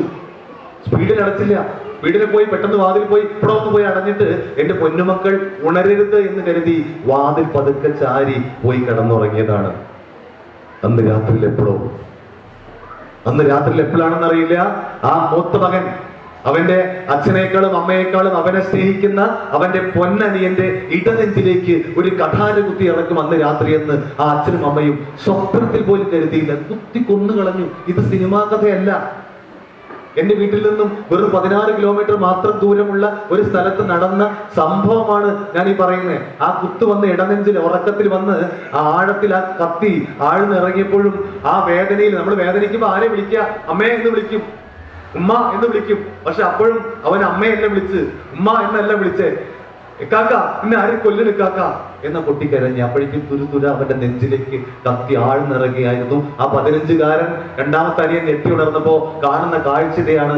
ആ കാഴ്ച അവൻ പെട്ടെന്ന് ഞെട്ടി ഉണർന്നപ്പോ കത്തി അവന്റെ നേരെ വീശി. അവന്റെ കൈയിന്റെ ഇവിടെയാണ് ആ കത്തി തട്ടിയത്. ആഴത്തിൽ മുറിയായി. അവൻ ഇറങ്ങി ഓടി, നാട്ടുകാരോട് പറഞ്ഞു. നാട്ടുകാരൻ ഓടി വന്നു. ഈ കുഞ്ഞിനെ കൊണ്ടുപോകുമ്പോഴേക്ക് ആ കുഞ്ഞ് മരിച്ചുപോയി. ആ മൂത്ത മകനെ പോലീസ് കൊണ്ടുപോയി. 2 ദിവസം കഴിഞ്ഞ് ജയിലിൽ കിടക്കുമ്പോഴാണ്, പാലക്കാട് ജില്ലാ ജയിലിൽ കിടക്കുമ്പോഴാണ് അവന് സ്വബോധം തിരിച്ചു വരുന്നേ. അപ്പൊ അവൻ ചോദിക്കുക, ഇതേതാ സ്ഥലം, ഇതേതാ സ്ഥലം? അപ്പൊ തടവുകാരനാണോ ആ സെല്ലിൽ കിടക്കുന്ന അടുത്താളെ പറയണേ, എടാ ജയിലാടാ. ജയിലോ? ഞാൻ എങ്ങനെ ജയിലിലെത്തിയേ? നിന്റെ അനിയനെ കൊന്നിട്ടാടാ വന്നേ, നിന്റെ അനിയനെ കൊന്നിട്ടാടാ വന്നേ എന്ന് പറഞ്ഞപ്പോ അവൻ പൊട്ടി പൊട്ടി കരയായിരുന്നു. എന്റെ അനിയനെ ഞാൻ കൊല്ലേ, എനിക്ക് ആരെയും കൊല്ലാൻ സാധിക്കില്ല. കഴിഞ്ഞ 2 ദിവസം അവന്റെ ഓർമ്മയിൽ പോലും ഇല്ലായിരുന്നു. മാരകമായ മയക്കുമരുന്ന് അടിമപ്പെട്ട് ബോധമില്ലാതെ നടക്കുന്ന ഒരു മകനാണ് സ്വന്തം മകനെന്ന് മനസ്സിലാക്കാൻ ആ അച്ഛനും അമ്മയ്ക്ക് പോലും സാധിച്ചില്ല. പിന്നെ ആർക്ക് സാധിക്കും? ഇവിടുത്തെ രക്ഷിതാക്കളോട് ഞാൻ ചോദിക്കാം, ആർക്ക് സാധിക്കും? ഇപ്പൊ ഇത് കേൾക്കുമ്പോൾ ഇവിടെ ഇരിക്കുന്ന മുഴുവൻ ആൾക്കാരുടെയും മനസ്സിൽ വരുന്ന ചിന്ത ഞാൻ പറഞ്ഞു തരാം. ഇതൊക്കെ എത്രയോ നമ്മൾ കേൾക്കുന്നു, പക്ഷെ ഇതൊന്നും നമ്മുടെ വീടിനകത്തേക്ക് കയറി വരില്ല എന്ന് അന്ധമായി വിശ്വസിക്കുന്ന ആൾക്കാരാണ് നമ്മൾ. ഞാൻ ആരെയും പേടിപ്പിക്കാൻ വേണ്ടി പറയില്ല. നമ്മുടെ മനോഹരമായ മനസ്സിന്റെ ഉടമകളായിട്ട് വളർന്നു വരുന്ന നമ്മുടെ മക്കളൊന്നും വഴി പിടിച്ചു പോകില്ല എന്ന് തന്നെയാണ് ഞാൻ വിശ്വസിക്കുന്നത്. പക്ഷേ ഒരിത്തിരി ജാഗ്രത കുറവ് നമ്മുടെ നേരത്തെ സാറ് പറഞ്ഞ പോലെ ആ പാരന്റിങ്ങിൽ സാറ് പറഞ്ഞല്ലോ, അതില് ചെറിയൊരു ജാഗ്രത കുറവ് വന്നാൽ, പേടിപ്പിക്കാൻ പറയല്ല, നമ്മുടെ വീട്ടിലും ഈ അവസ്ഥ വന്നേക്കാം. ഇത് നേരിട്ട് കാണുന്ന ആൾക്കാരാണ് ഞങ്ങള്. എത്രയോ പണ്ടൊക്കെ ഞാൻ ലോക്കൽ പോലീസിലാണ്, കോഴിക്കോട് സിറ്റി പോലീസിൽ ആദ്യം കോൺസ്റ്റബിൾ ആയിട്ട് കയറിയത്. പിന്നീട് 4-4.5 കൊല്ലം കഴിഞ്ഞപ്പോ എക്സൈസിലേക്ക് മാറിയതാണ്. ഇപ്പൊ 26ാമത്തെ വർഷമാണ് ഞാനിപ്പോ യൂണിഫോമിനകത്ത് നിൽക്കുന്നത്. ഞാൻ പറയാം, അന്നും ഇന്നും തമ്മിലുള്ള വ്യത്യാസം സ്പീഡിൽ പറഞ്ഞു പോവാണ്. അന്നും ഇന്നും തമ്മിലുള്ള വ്യത്യാസം എന്ന് പറഞ്ഞാൽ, പണ്ട് ഒരു നാർക്കോട്ടിക് കേസ് എപ്പോഴെങ്കിലും മാസത്തിൽ 1-2 കേസ് മാത്രമാണ് അന്ന് ഉണ്ടാവണേ. ആ 2 കേസിൽ പ്രതികളായിട്ട് വരുന്നത് 30, 40, 45 വയസ്സ് പ്രായമുള്ള ആൾക്കാരായിരുന്നു. എങ്കിൽ ഇന്ന് അതല്ല അവസ്ഥ. ഒരു കേസിൽ പ്രതികളായിട്ട് വരുന്നവരും ഒരു പ്രതിയെ പിടിച്ചു കഴിഞ്ഞാൽ അയാളുടെ ഫോണിലേക്ക് വരുന്ന കോളുകൾ ഞങ്ങൾ അറ്റൻഡ് ചെയ്യുമ്പോൾ, അത് എടുക്കുമ്പോൾ അതിലേക്ക് വരുന്ന കോളുകൾ അതിൽ വരുന്ന വിളിക്കുന്ന ആൾക്കാരെ ഞങ്ങൾ പിടിച്ചു കൊണ്ടുവരുമ്പോൾ അതിൽ ഒരു 90% വിദ്യാർത്ഥികളാണ്, കുട്ടികളാണ് എന്ന് സങ്കടകരമായ ഒരവസ്ഥയിലേക്ക് മാറി. പലപ്പോഴും രക്ഷിതാക്കളെ ഞങ്ങൾ വിളിച്ചു വരുത്തും. 13 വയസ്സ് തൊട്ടിട്ട് 18 വയസ്സ് വരെയുള്ള എത്രയോ പേരെ ഞങ്ങൾ കൊണ്ടുവരുന്നു. രക്ഷിതാക്കളെ വിളിച്ചു വരുത്തുമ്പോൾ അച്ഛനും അമ്മയും ഓടിക്കതച്ച് ഞങ്ങൾ ഓഫീസിലേക്ക് വരുമ്പോൾ യൂണിഫോം ഇട്ട് എന്നെ പോലത്തെ ഒരുപാട് പേര് അവിടെ ഉണ്ട്. അവരെയൊക്കെ തള്ളി മാറ്റി പരിസരം മറന്ന് സ്വന്തം മകനെ, ആ കൂട്ടത്തിൽ നിൽക്കുന്ന മകനെ വലിച്ചിട്ട് ഞങ്ങളുടെ കൺമുന്നിൽ വെച്ച് തലങ്ങും വിലങ്ങും അടിക്കുന്നത് ഞങ്ങൾ കാണാറുണ്ട്. അപ്പൊ അടിച്ചിട്ട് ഒരു കാര്യമില്ല. വേറെ ചിലര് വന്നിട്ട് ഒറ്റ നോട്ടേ നോക്കുമ്പോ ഈ നിരത്തി നിർത്തിയിരിക്കുന്ന ആ കൂട്ടത്തിൽ സ്വന്തം മകൻ തലതാത്തി നിൽക്കുന്നത് കാണുമ്പോ തിരിഞ്ഞു പോകും. ഒരു മൂലയിൽ പോയിട്ട് മുഖം പൊത്തി കരയും, പൊട്ടി കരയും. അപ്പൊ ഞങ്ങൾ ചോദിക്കും, എന്തിനാ കരയണേ? അപ്പൊ അവര് പറയും, സാറേ എന്റെ മോൻ മാത്രമല്ല മോളും ഉണ്ട്. അതും പറയണല്ലോ സർ, മോൻ മാത്രമല്ല മോളും ഉണ്ട്. എന്റെ കുട്ടിക്ക് എന്ത് ആഗ്രഹം പറഞ്ഞാലും ഞങ്ങൾ സാധിച്ചു കൊടുക്കാറുണ്ട് സർ. ഞങ്ങൾ വലിയ പണക്കാരൊന്നുമല്ല. പക്ഷേ എന്റെ കുട്ടി എന്ത് ആഗ്രഹം പറഞ്ഞാലും ഞങ്ങൾ സാധിച്ചു കൊടുക്കും. മൊബൈൽ ഫോൺ വേണമെന്ന് പറഞ്ഞു, വാങ്ങിച്ചു കൊടുത്തു. അപ്പൊ ഇന്ന് രാവിലെ പോകുമ്പോൾ ഫുട്ബോൾ കളിക്കാൻ ഡ്രസ്സ് വേണം, ബൂട്ട് വേണം എന്ന് പറഞ്ഞ് അവൻ പണം വാങ്ങിയിട്ട് പോയതാണ് സാറേ. നല്ല കാര്യമല്ലേ, എന്റെ കുട്ടിക്ക് കളിക്കാനല്ലേ, അവന്റെ ആഗ്രഹമല്ലേ എന്ന് പറഞ്ഞ് പൈസ കൊടുത്തു. ആ പണം കൊണ്ട് അവൻ ഈ സാധനം വാങ്ങാനാണ് പോയതെന്ന് ഞങ്ങൾ അറിഞ്ഞില്ല സാറേ. ഞങ്ങളുടെ മോൻ ഞങ്ങളോട് ഈ ചതി ചെയ്യുമെന്ന് ഞങ്ങൾ കരുതിയില്ല സാറേ. ഞാൻ ഈ പറഞ്ഞ സെന്റൻസ്, ഇതേ ടോണിൽ ഇതേ സെന്റൻസ് 100 കണക്കിന് രക്ഷിതാക്കൾ പറയുന്നത് ഞാൻ കേട്ടിട്ടുണ്ട്. ഇതേ ടോണിൽ, ഞങ്ങളുടെ മോൻ അല്ലെങ്കിൽ ഞങ്ങളുടെ മോള് ഞങ്ങളോട് ഈ ചതി ചെയ്യുമെന്ന് ഞങ്ങൾ കരുതിയില്ല. പക്ഷെ അതിന്റെ ഉത്തരം അതിൽ തന്നെയുണ്ട്. അതാണ് സുമേഷ് സാർ തുടക്കത്തിലെ പറഞ്ഞ് കരുതണമായിരുന്നു. സാറ് പറഞ്ഞതിന്റെ ആ ഒരു രക്ത ചുരുക്കം എന്ന് പറഞ്ഞതാണ് കരുതണമായിരുന്നു. 2 ഉത്തരങ്ങളുണ്ട്. കരുതലിന്റെ കുറവാണ് സർ, അല്ലെ? കരുതലിന്റെ കുറവാണ്, കരുതണമായിരുന്നു. നമ്മുടെ മക്കളും ചെയ്തേക്കാം എന്ന് കരുതണമായിരുന്നു. ഞാൻ ആരും പേടിപ്പിക്കാൻ പറയല്ല കേട്ടോ. നമ്മുടെ മക്കളൊന്നും എവിടേക്കും പോവില്ല. പക്ഷെ ചെറിയൊരു കരുതൽ വേണം. അവര് സ്കൂൾ വിട്ടു വന്ന് ഞങ്ങൾ ഇവരുടെ വീട്ടുകാരെ കുറിച്ചൊക്കെ അന്വേഷിക്കുമ്പോൾ പഠിക്കുമ്പോൾ ഞങ്ങൾ അറിയുന്നത്, ഈ വീട്ടുകാർ പലരും മക്കൾ സ്കൂൾ വിട്ടു വന്നാൽ ഒരു 10 മിനിറ്റ് പോലും അവരോട് സംസാരിക്കാൻ സമയം കണ്ടെത്താത്തവരായിരുന്നു. അമ്മയോട് വരുന്ന വഴികളിലുണ്ടായ കാര്യങ്ങൾ പറയുമ്പോ അത് സങ്കടത്തോടെയായാലും സന്തോഷമായാലും എല്ലാം പറയുന്ന മകൻ അല്ലെങ്കിൽ മകൾ ഒന്നും മിണ്ടാതെ മുറിക്കകത്തേക്ക് കയറി പോകുമ്പോ എന്താണെന്ന് അന്വേഷിക്കാൻ, എന്താ എന്റെ കുട്ടിക്ക് പറ്റിയ എന്ന് അന്വേഷിക്കാൻ മറന്നു പോയവരായിരുന്നു അവർ. വൈകിട്ട് ഭക്ഷണം കഴിക്കാൻ വിളിക്കുമ്പോൾ എനിക്ക് വേണ്ട, എനിക്ക് തലവേദനയാണ്. ഇത് ഇടയ്ക്കിടയ്ക്ക് റിപ്പീറ്റ് ചെയ്യുമ്പോൾ എന്താണ് എന്റെ കുട്ടിക്ക് ഇടയ്ക്കിടയ്ക്ക് ഒരു തലവേദന, എന്താണ് ഈ തലവേദനയുടെ കാരണം എന്ന് അന്വേഷിക്കാൻ മറന്നുപോയവരായിരുന്നു. ഒരു നേരമെങ്കിലും വീട്ടിൽ എല്ലാവരും, അച്ഛനും അമ്മയും, അവിടെ ആരൊക്കെ ഉണ്ടോ, മുത്തശ്ശനും മുത്തശ്ശിയും ഒക്കെ ഉണ്ടാവാം, മാമയും പാപ്പയൊക്കെ ഉണ്ടാവാം, ആരൊക്കെയുണ്ടോ എല്ലാവരും ഒന്നിച്ചിരുന്ന് ഒരു നേരമെങ്കിലും ഭക്ഷണം കഴിക്കാൻ സമയം കണ്ടെത്താത്തവരായിരുന്നു. സമയം കണ്ടെത്തണം. ഒരു നേരമെങ്കിലും നമ്മൾ എല്ലാവരും ഒന്നിച്ചിരുന്ന് ഭക്ഷണം കഴിക്കണം. അത് വല്ലാത്തൊരു കൂട്ടായ്മയാണ്. അതിൽ ഒരുപാട് ഗുണങ്ങളുണ്ട്. ഇത് ഞാൻ പറയുന്നതല്ല, പ്രശസ്തരായ മനഃശാസ്ത്രജ്ഞന്മാർ പറയുന്ന, ഞാൻ ചുരുക്കി പറഞ്ഞു പോവാണ്. നമ്മുടെ മക്കളുടെ മുഖത്ത് വരുന്ന മാറ്റങ്ങൾ നമ്മൾ അറിയണം. അത് അറിയാത്തവരായിരുന്നു. അവരാണ് പറയുന്നത്, ഞങ്ങൾ അറിഞ്ഞില്ല സാറേ. അവരെ ബാഗുകൾ ഇടയ്ക്കൊന്ന് പരിശോധിക്കണം എന്ന് വിചാരിച്ചിട്ട് സ്കൂൾ വിട്ട് കയറി വരുമ്പോഴേ, കയറി വാ, മാറിയൊക്കെ ബാഗ് എന്താ തുറന്നു നോക്കി, ഇതെന്താ? അതല്ല, ആ തരത്തിലുള്ള ഇടപാടൊന്നും നമുക്ക് പറ്റില്ല. അവരെ നമ്മൾ വിശ്വസിക്കണം, നമ്മുടെ മക്കളെ നമുക്ക് വിശ്വസിക്കാം. പക്ഷേ ഒരു ഇത്തിരി ചെറിയ അവരെ വിശ്വാസമില്ല എന്ന് അവർക്ക് തോന്നിയാൽ ചിലപ്പോൾ അത് അവരുടെ മനസ്സിൽ വലിയ പിരിമുറുക്കങ്ങൾ ഉണ്ടാക്കും. വളർന്നു വരുമ്പോൾ ചിലപ്പോൾ അത് മതി അവരെ റൂട്ട് മാറിപ്പോവാൻ. അതുകൊണ്ട് പക്ഷെ ഇടയ്ക്കൊക്കെ ബാഗ് ഒന്ന് പരിശോധിക്കണം. എന്റെ നാട്ടില് കൽപ്പകഞ്ചേരി എന്ന് പറഞ്ഞൊരു സ്ഥലമുണ്ട്. അവിടെ ഞങ്ങൾ റോഡ് ചെക്ക് ചെയ്യാണ്. റോഡ് ചെക്ക് ചെയ്യുമ്പോൾ ഇങ്ങനെ വാഹനങ്ങൾ വരില്ല. 3 ആളെ വെച്ചിട്ട് ഒരു ബൈക്ക് വന്നു. ഹയർ സെക്കൻഡറി പഠിക്കുന്ന പിള്ളേരാ. 3 ആൾ വന്നപ്പോൾ കയ്യിൽ ലൈസൻസ് ഇല്ല, അത് വേറെ കാര്യം. ഞങ്ങൾ മാറ്റി നിർത്തി. ഒരാളുടെ ബാഗ് എടുത്തു. ബാഗ് നോക്കിയപ്പോൾ അതില് ഇപ്പൊ ഒക്കെ എല്ലാ 5 സബ്ജക്റ്റും ഒറ്റ പുസ്തകത്തിൽ എഴുതണേ. അങ്ങനെയൊക്കെയാണ് അവിടുത്തെ ചില ബാഗ് നോക്കുമ്പോൾ ഒറ്റ നോട്ട്ബുക്കാണല്ലേ അവിടെ. ഒരു വെള്ളക്കുപ്പി ഉണ്ടൊക്കെ ഉണ്ട്. പക്ഷെ അതിൽ കണ്ണിലിട്ടിക്കുന്ന ഒരു ഐ ഡ്രോപ്പ്, ഒരു മരുന്ന് കണ്ടു. അപ്പൊ ഞങ്ങൾ ഇത് എടുത്ത് നോക്കി. ഇതെന്താ സാറേ? എനിക്ക് കണ്ണ് സുഖമായിരുന്നു സാറേ. പറഞ്ഞ മനസ്സിലായില്ല, കണ്ണിൽ അസുഖമായിരുന്നു എന്ന് ഞങ്ങളുടെ നാടൻ ഭാഷയാണത്. സാറേ എനിക്ക് കണ്ണ് സുഖമായിരുന്നു, വയലുറ്റിക്കാൻ വേണ്ടിയിട്ടാണ് ഞാൻ മരുന്ന് വാങ്ങിയത്. ഓക്കെ, ആ ബാഗിൽ വേറെ ഒന്നും കണ്ടില്ല, മാറ്റി. അടുത്ത ബാഗ് എടുത്തു. അടുത്ത ആളുടെ രണ്ടാമത്തെ ആളുടെ ബാഗ് എടുത്തു. അതൊന്നും കിട്ടി. ഒരു കണ്ണിലിട്ടിക്കാൻ മരുന്ന് അത് എടുത്ത് പുറത്തേക്ക് എടുക്കുന്നതിന് മുമ്പേ അവൻ പറഞ്ഞു, സാറേ ഞാൻ ഓൻ്റെ തൊട്ടടുത്ത് ഇരിക്കണേ, ഒരേ ബെഞ്ചിലിരിക്കണേ, അതുകൊണ്ട് ഓൻ്റെ അടുത്ത് എനിക്ക് പകർന്ന, എനിക്കും കണ്ണു സുഖമായിരുന്നു. ഓക്കെ, വിശ്വസിച്ചു. വേറെ ഒന്നും കണ്ടില്ല. 3ാമത്തെ ബാഗ് എടുത്തപ്പോ അതിലുണ്ട് കണ്ണിലിട്ടിരിക്കുന്ന മരുന്ന്. അത് ഞങ്ങളുടെ കൈ കിട്ടിയില്ല. കിട്ടുന്നതിന്റെ മുമ്പേ അവൻ പറഞ്ഞു, സാറേ അതിലുണ്ടിട്ട മരുന്ന് എനിക്ക് കണ്ണു സുഖമായിരുന്നു. ഞങ്ങൾ 3 ആളും ഒരു ബെഞ്ചിലായിരിക്കണേ. ഓക്കെ, എക്സൈസുകാർ പൊട്ടന്മാർ, ഞങ്ങൾ പൊട്ടന്മാരാണല്ലോ, വിശ്വസിച്ചു. പക്ഷേ ആ ബാഗിൽ ഒരു വിക്സ് ഇൻഹേലർ ഉണ്ടായിരുന്നു. അപ്പൊ ഈ വിക്സ് ഇൻഹേലർ കണ്ടപ്പോ സ്വാഭാവികമായി ഞങ്ങളൊന്ന് എടുത്ത് തുറന്നു നോക്കാറുണ്ട്. അപ്പൊ ഇത് ഈ 3 ആളുടെ മുഖത്ത് എന്തോ ഒന്ന് ആളി മറഞ്ഞ പോലെ ഒരു തോന്നൽ ഞങ്ങൾക്കുണ്ടായി. പക്ഷെ ഞാൻ പറഞ്ഞില്ല, എക്സൈസുകാർ പൊട്ടന്മാരാണല്ലോ, അതിലൊന്നും ഞങ്ങൾക്ക് അത്ര ഒരു സംശയം തോന്നിയില്ല. പക്ഷേ ഇത് തുറന്നു നോക്കി ഒന്നും കണ്ടില്ല എന്ന് കണ്ടപ്പോ അടച്ച് ബാഗിനകത്ത് ഇട്ടപ്പോ ഈ 3 പേര് ഒന്ന് ശ്വാസം വിട്ടു. പക്ഷെ അത് ഞങ്ങൾ പൊട്ടന്മാരെ പിടിച്ചു. ഈ ശ്വാസം വിടല് വീണ്ടും ഞങ്ങൾ ആ സാധനം എടുത്തു, അത് അടിച്ച് പൊട്ടിച്ചു. അതിങ്ങനെ അമർത്തി വെച്ചിട്ട് ഇങ്ങനെ ഒരു ചെറിയൊരു ഗമ്മിട്ട് ഒട്ടിച്ചു വെച്ചിരിക്കുകയാണ്. ഒറ്റ പ്രാവശ്യം 3 ആൾക്ക് ഉപയോഗിക്കാനുള്ള സാധനമാണ് അത്. എന്നും മാറി ചെയ്യും. അപ്പൊ ഈ സാധനം എടുത്ത് നോക്കിയപ്പോ അതിൽ അമർത്തി, ഞാൻ മക്കളുള്ളതുകൊണ്ട് അതിന്റെ പേരൊന്നും പറയുന്നില്ല, മാരകമായ ഒരു മയക്കുമരുന്ന് അതിൽ അമർത്തി വെച്ചിരിക്കുകയായിരുന്നു. ഈ മരുന്ന് ഉപയോഗിക്കുമ്പോൾ കണ്ണ് ചുവക്കും, നന്നായി ചുവക്കും. ഈ കണ്ണ് ചുവക്കുമ്പോൾ വീട്ടിലെത്തുമ്പോൾ ഈ കണ്ണ് ചുവന്ന് കണ്ടാൽ അത് വീട്ടുകാർ ചിലപ്പോൾ അത് നോട്ട് ചെയ്യപ്പെടും, അത് ശ്രദ്ധിക്കപ്പെടും എന്ന് തോന്നിയപ്പോൾ അത് തെളിയാൻ വേണ്ടിയിട്ടാണ് ഈ കണ്ണിലിട്ടിരിക്കുന്ന മരുന്ന് ഈ 3 ആളുടെ ബാഗിലുള്ളത്. മനസ്സിലാക്കുക, നമ്മൾ നമ്മുടെ മക്കളുടെ ബാഗിൽ ഇടയ്ക്കൊക്കെ ഒന്ന് പരിശോധിക്കുമ്പോൾ നമ്മൾ അറിയാത്ത ഒരു സാധനം, ഒരു മെഡിസിൻ, അല്ലെങ്കിൽ അവരുടെ പഠനത്തിന്റെ ആവശ്യത്തിനല്ലാത്ത ഒരു പുതിയ സാധനം, വേറൊരു സാധനം, ചില സ്റ്റാമ്പുകൾ, ചില പ്രത്യേക ഉപകരണങ്ങൾ ഒക്കെ അതിൽ, ചില പ്രത്യേക ഉപകരണങ്ങൾ, ഞാൻ മക്കളിരിക്കുന്നുണ്ടോന്നും പറയുന്നില്ല, ചില പ്രത്യേക ഉപകരണങ്ങളൊക്കെ ഉണ്ട്. ചില തുളയൊക്കെ ഇട്ടിട്ടുള്ള ചില ടെസ്റ്റ് ട്യൂബിന്റെ മാതിരിയുള്ള ചില സാധനങ്ങളൊക്കെ ഉണ്ട്.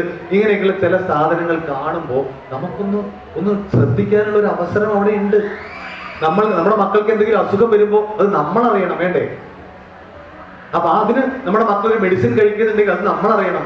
അതല്ല, എന്റെ മോനും എന്റെ മോൾക്കും ഒരു അസുഖവും വന്നിട്ടില്ല, പിന്നെ എന്താ ഇതിലൊരു മെഡിസിൻ വരാൻ, ഇതിലൊരു ടാബ്ലറ്റ് ഉണ്ടല്ലോ, ഇത് എന്തുകൊണ്ട് വന്നു എന്ന് അറിയണമെങ്കിൽ ഇടയ്ക്ക് അവരുടെ ബാഗുകൾ പരിശോധിക്കണം, 10 മിനിറ്റ് അവരോട് സംസാരിക്കണം.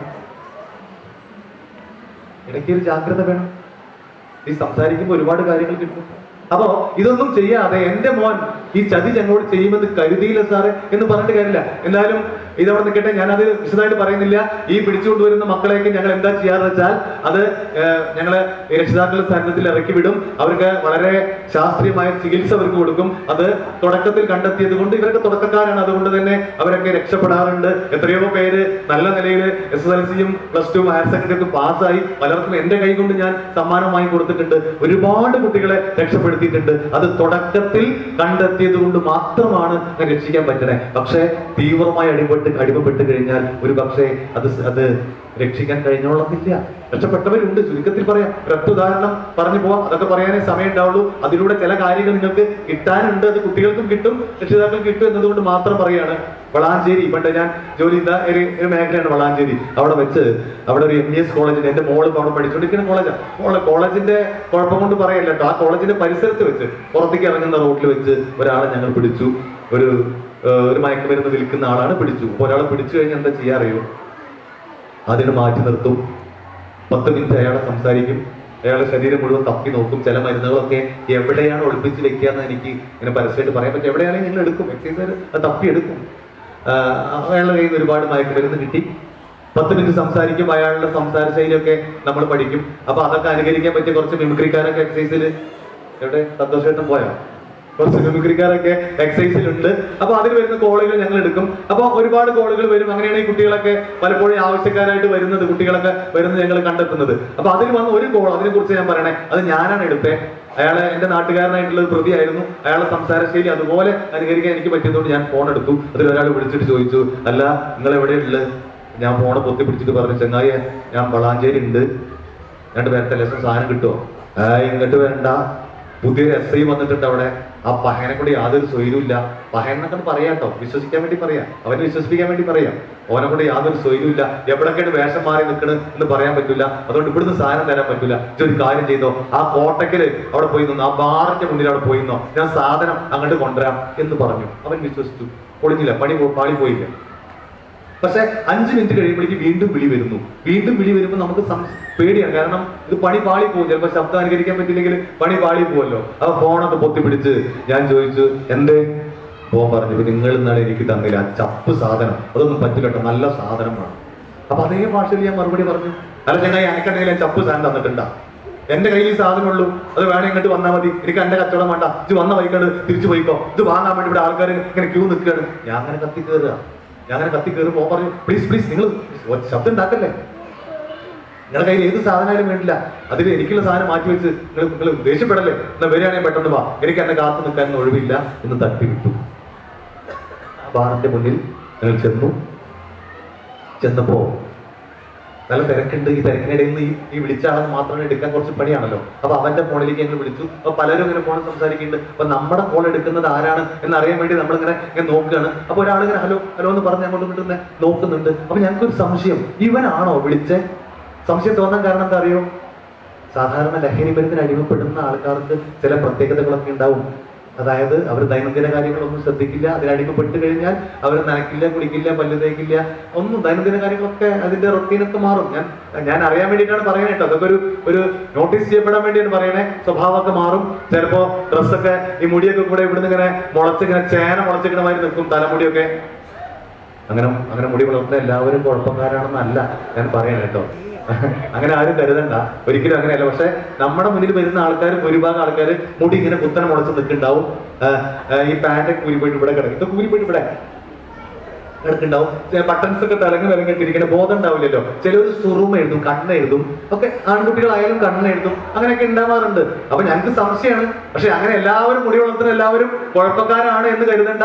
ഞാനത് വിശദമായിട്ട് പറയണില്ല, പോട്ടെ, അത് പറയാൻ സമയമില്ല. അങ്ങനെയൊന്നുമല്ല.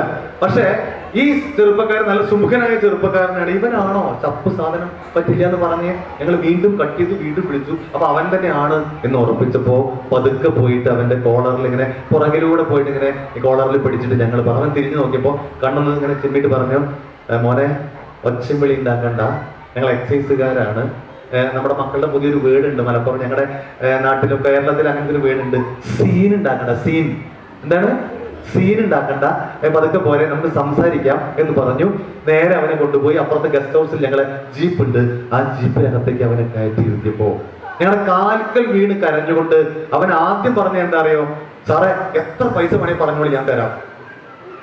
ഞങ്ങൾ ചേടാ ഇത് വലിയ പൈസക്കാരനാണല്ലേ, എന്റെ കയ്യിൽ ഒരുപാട് പൈസ ഉണ്ടാ. സാറെ കളിയാക്കല്ല സാറേ, അവന് മനസ്സിലായി കളിയാക്കാനുള്ളത്. സാറെ കളിയാക്കല്ല സാറേ, നിങ്ങളെ മോശപ്പെടുത്തി ഞാൻ പറഞ്ഞതല്ല. നിങ്ങൾ ഈ കാര്യം എന്റെ അച്ഛനോടും അമ്മോടും പറയല്ലേ. എന്താ പറഞ്ഞ? എന്റെ അച്ഛനും അമ്മയും ഞാനിത് ഉപയോഗിക്കുന്ന വിവരം അറിഞ്ഞാൽ ആ നിമിഷം അവർ മരിച്ചു കളയും സാർ, മരിച്ചു കളയും. ഞങ്ങൾ ചോദിച്ചു, എടാ ഇത്ര സ്നേഹം ഉണ്ടോടാ അച്ഛനോട് അമ്മോടും, പിന്നെ എന്തിനാ ഈ പണിക്ക് പോയേ എന്ന് ചോദിച്ചപ്പോ അവൻ പറഞ്ഞ മറുപടി രക്ഷിതാക്കൾ കേട്ടോളൂ. അവൻ നന്നായി പഠിക്കുന്ന വിദ്യാർത്ഥിയായിരുന്നു, ക്ലാസ്സിൽ ഒന്നാമനായിരുന്നു. ഹൈസ്കൂൾ തലത്തിൽ പഠിക്കുമ്പോൾ അവൻ ക്ലാസ്സിൽ എന്നും ഒന്നാമനാണ്. അതിന് പുറമെ അവന് പ്രത്യേകത ഉണ്ടായിരുന്നു. മറ്റുള്ള വിദ്യാർത്ഥികളിൽ നിന്ന് വ്യത്യസ്തനായിട്ട് അവന് വേറൊരു പ്രത്യേകത ഉണ്ടായിരുന്നു. ഇവിടെ ഇരിക്കുന്ന മിടുക്കന്മാരും മിടുക്കികളായിട്ടുള്ള കുഞ്ഞുങ്ങൾക്ക് ആ പ്രത്യേകത ഉണ്ട് എന്ന് ഞാൻ വിശ്വസിക്കുകയാണ്. അത് വേറൊന്നുമല്ല, നമ്മുടെ രക്ഷിതാക്കളായാലും നമ്മുടെ ടീച്ചേഴ്സ് ആയാലും നമ്മളോട് പറയും, സിലബസിനകത്ത് മാത്രം നിൽക്കരുത്, ലൈബ്രറിയിൽ പോകണം, ഇടയ്ക്ക് ബുക്സ് എടുക്കണം, വായിക്കണം എന്നൊക്കെ പറയാറുണ്ട്. വായിക്കാറുണ്ടോ മക്കള് വായിക്കാറുണ്ടോ? ഉണ്ട്. ഓക്കെ, നിങ്ങൾ മിടുക്കന്മാരും മിടുക്കികളാണെന്ന് അങ്കിളിന് അറിയാം. പക്ഷെ അങ്കിളിന്റെ കാര്യം പറയട്ടെ, ഇത് മക്കളോടാണ് പറയുന്നത് കേട്ടോ. അങ്കിൾ ഭയങ്കര മടിയനായിരുന്നു കേട്ടോ. അത് മടിയനായിരുന്നു എന്ന് പറയാൻ എനിക്കൊരു മടിയില്ല, കാരണം അത് പറഞ്ഞേ പറ്റൂ. അന്ന് മടിയനായിരുന്നതിന്റെ കുഴപ്പം ഇപ്പൊ ഞാൻ അനുഭവിക്കുന്നുണ്ട്. എനിക്ക് എന്റെ അച്ഛനും അമ്മയും നല്ല ബുക്സ് ഒക്കെ വാങ്ങി തരുമായിരുന്നു. രണ്ടാളും അധ്യാപകരായിരുന്നു. പക്ഷെ എനിക്ക് നല്ല മടിയാണ്.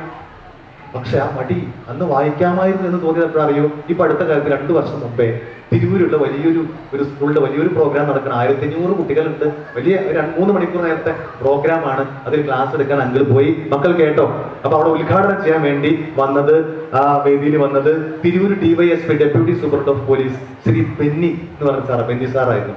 ബെന്നി സാറ് വന്നു. അദ്ദേഹം ഉദ്ഘാടന പ്രസംഗം നടത്തുമ്പോൾ അദ്ദേഹം പറഞ്ഞു, കഴിഞ്ഞ 20 വർഷമായിട്ട് ഞാൻ പോലീസിൽ വർക്ക് ചെയ്യുമ്പോൾ, അദ്ദേഹം സാന്ദർഭികമായിട്ട് ഇങ്ങനെ പറയാണ്. അപ്പൊ ഞാൻ ഓർത്ത്, ദൈവമേ, 20 വർഷമായിട്ടേ ഉള്ളൂ സാറ്.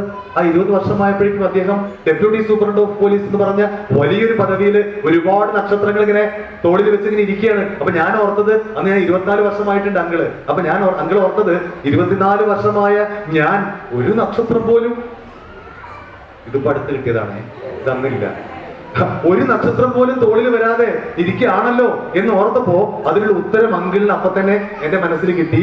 അദ്ദേഹം വായിക്കേണ്ട സമയത്ത്, ബെന്നി സാർ വായിക്കേണ്ട സമയത്ത് നന്നായി വായിച്ചു. അങ്കിള് വായിക്കേണ്ട സമയത്ത് അങ്കിളിന്റെ വളാഞ്ചേരിയിൽ നിന്ന് അങ്കിളുടെ നാട്ടിലേക്ക് പോണ വഴിയിൽ ഒരുപാട് പറങ്കിമാവ് ഉണ്ടായിരുന്നു. അതിന് എറിഞ്ഞുകൊണ്ട് നടന്നു. അപ്പൊ ഞാൻ ഓർത്തത്, നന്നായി വായിച്ചിരുന്നു എങ്കിൽ, അന്ന് അച്ഛനമ്മമാർ വാങ്ങി തന്ന ബുക്സ് ഒക്കെ നന്നായി വായിച്ച്, ഡയറികൾ പത്രങ്ങളൊക്കെ മനസ്സിരുത്തി വായിച്ചിരുന്നു എങ്കിൽ ഇപ്പോ എനിക്കും ഒരു 2-3 നക്ഷത്രമൊക്കെ വെച്ച് ഇരിക്കാമായിരുന്നു എന്ന് അങ്കിൾ ഓർത്തു. പക്ഷെ അപ്പൊ ഓർത്തിട്ട് വല്ല കാര്യമുണ്ടോ? വായിക്കേണ്ട സമയത്ത് വായിക്കണ്ടേ? ഇപ്പൊ വായിച്ചാൽ അതിന്റെ ഗുണമുണ്ട്, പക്ഷെ മേൽ പറഞ്ഞ ഗുണം കിട്ടില്ല. അപ്പോ വായിക്കേണ്ട സമയത്ത് തന്നെ മക്കളെ വായിക്കണം. വായിച്ചാലും വളരും, വായിച്ചില്ലെങ്കിലും വളരും. വായിച്ചാൽ വിളയും, 100 മേനി വിളയും. വായിച്ചില്ലെങ്കിലോ വളരും. ഇതാരാ പറഞ്ഞേ? കുഞ്ഞുണ്ണി മാഷ്. കുഞ്ഞുണ്ണി മാഷ് കുട്ടികളെന്ന് പറഞ്ഞൊരു പരിപാടി ഉണ്ടായിരുന്നു കേട്ടോ പഴയ കാലത്ത്. അതിന് മാഷ് കൊച്ചു കവിതകളായിരുന്നു. അറിയോ? കേട്ടിട്ടുണ്ടോ? മാഷിന്റെ ഏതെങ്കിലും കവിത അറിയോ ആർക്കെങ്കിലും? പപ്പടം അറിയോ? പപ്പടം പിന്നീട് പപ്പടല്ല, മാഷ് എഴുതിയ പപ്പടം അറിയോ? അങ്ങനെ ഒരു കവിതയുണ്ട്, പരത്തി പറഞ്ഞാൽ പർപ്പടകം. എന്താണ്? പരത്തി പറഞ്ഞാൽ പർപ്പടകം, ഒതുക്കി പറഞ്ഞാൽ പപ്പടം. നമ്മൾ സാധാരണ പപ്പടം, വേഗം പറഞ്ഞാൽ പപ്പടം. അതാണ് നമ്മൾ ഏറ്റവും കൂടുതൽ പറയുക. അമ്മേ, എന്റെ പപ്പടം എവിടെ? എനിക്ക് 2 പപ്പടം വേണം. എന്റെ പപ്പടം ഏറ്റെടുത്തു. എനിക്ക് പപ്പടം എവിടെ? പപ്പടം അല്ലേ? വേഗം പറഞ്ഞാൽ പപ്പടം. അപ്പൊ പരത്തി പറഞ്ഞാൽ പർപ്പടകം, ഒതുക്കി പറഞ്ഞാൽ പപ്പടം, വേഗം പറഞ്ഞാൽ പപ്പടം. ഇത് ചുട്ടെടുത്തൊന്ന് അമർത്തിയാലോ കഴിഞ്ഞു. അപ്പൊ ഇതുപോലെയാണ് ജീവിതം. ഞാൻ മക്കളോട് പറയണേ, ഇതുപോലെയാണ് ജീവിതം. പരത്താം, ഒതുക്കാം, വേഗത്തിലാക്കാം, വളയ്ക്കാം, ഒക്കെ ചെയ്യാം. പക്ഷേ സൂക്ഷ്മതയോടെ ഹാൻഡിൽ ചെയ്തില്ലെങ്കിൽ, കൈകാര്യം ചെയ്തില്ലെങ്കിൽ ഒറ്റ പൊട്ടൽ പൊട്ടാനുള്ളതേ ഉള്ളൂ ജീവിതം എന്ന ഓർമ്മപ്പെടുത്തൽ കൂടി കുഞ്ഞുണ്ണി മാസ്റ്റർ ആ കവിതയിലുണ്ട്. അതുപോലെ ഒരുപാട് കവിതകളുണ്ട്, ഞാൻ പറയുന്നില്ല. ആ കവിതകള് അദ്ദേഹം ഇങ്ങനെ ചൊല്ലിത്തരും. ആ ചൊല്ലിത്തരുന്ന 6 കുട്ടികളുണ്ടായിരുന്നു. അത് ആ 6 കുട്ടികൾ കുഞ്ഞുണ്ണി മാഷും കുട്ടിയോളും എന്ന് പറഞ്ഞിട്ട് എല്ലാ റേഡിയോ നിലയങ്ങളിലും, അന്ന് ദൂരദർശനേ ഉള്ളൂ, അതിലൊക്കെ പോവും. അങ്ങനെ ഇതുപോലെയുള്ള വേദികളിലൊക്കെ പ്രോഗ്രാം അവതരിപ്പിക്കും. അങ്ങനെ ആ 6 കുട്ടികളിൽ ഒരു കുട്ടിയായിട്ട് 2 വർഷം അങ്കിളും ഉണ്ടായിരുന്നു മാഷ കൂടെ എന്ന് ഈ സമയത്ത് ഞാൻ ഒന്ന് ഓർക്കുകയാണ് മാഷെ.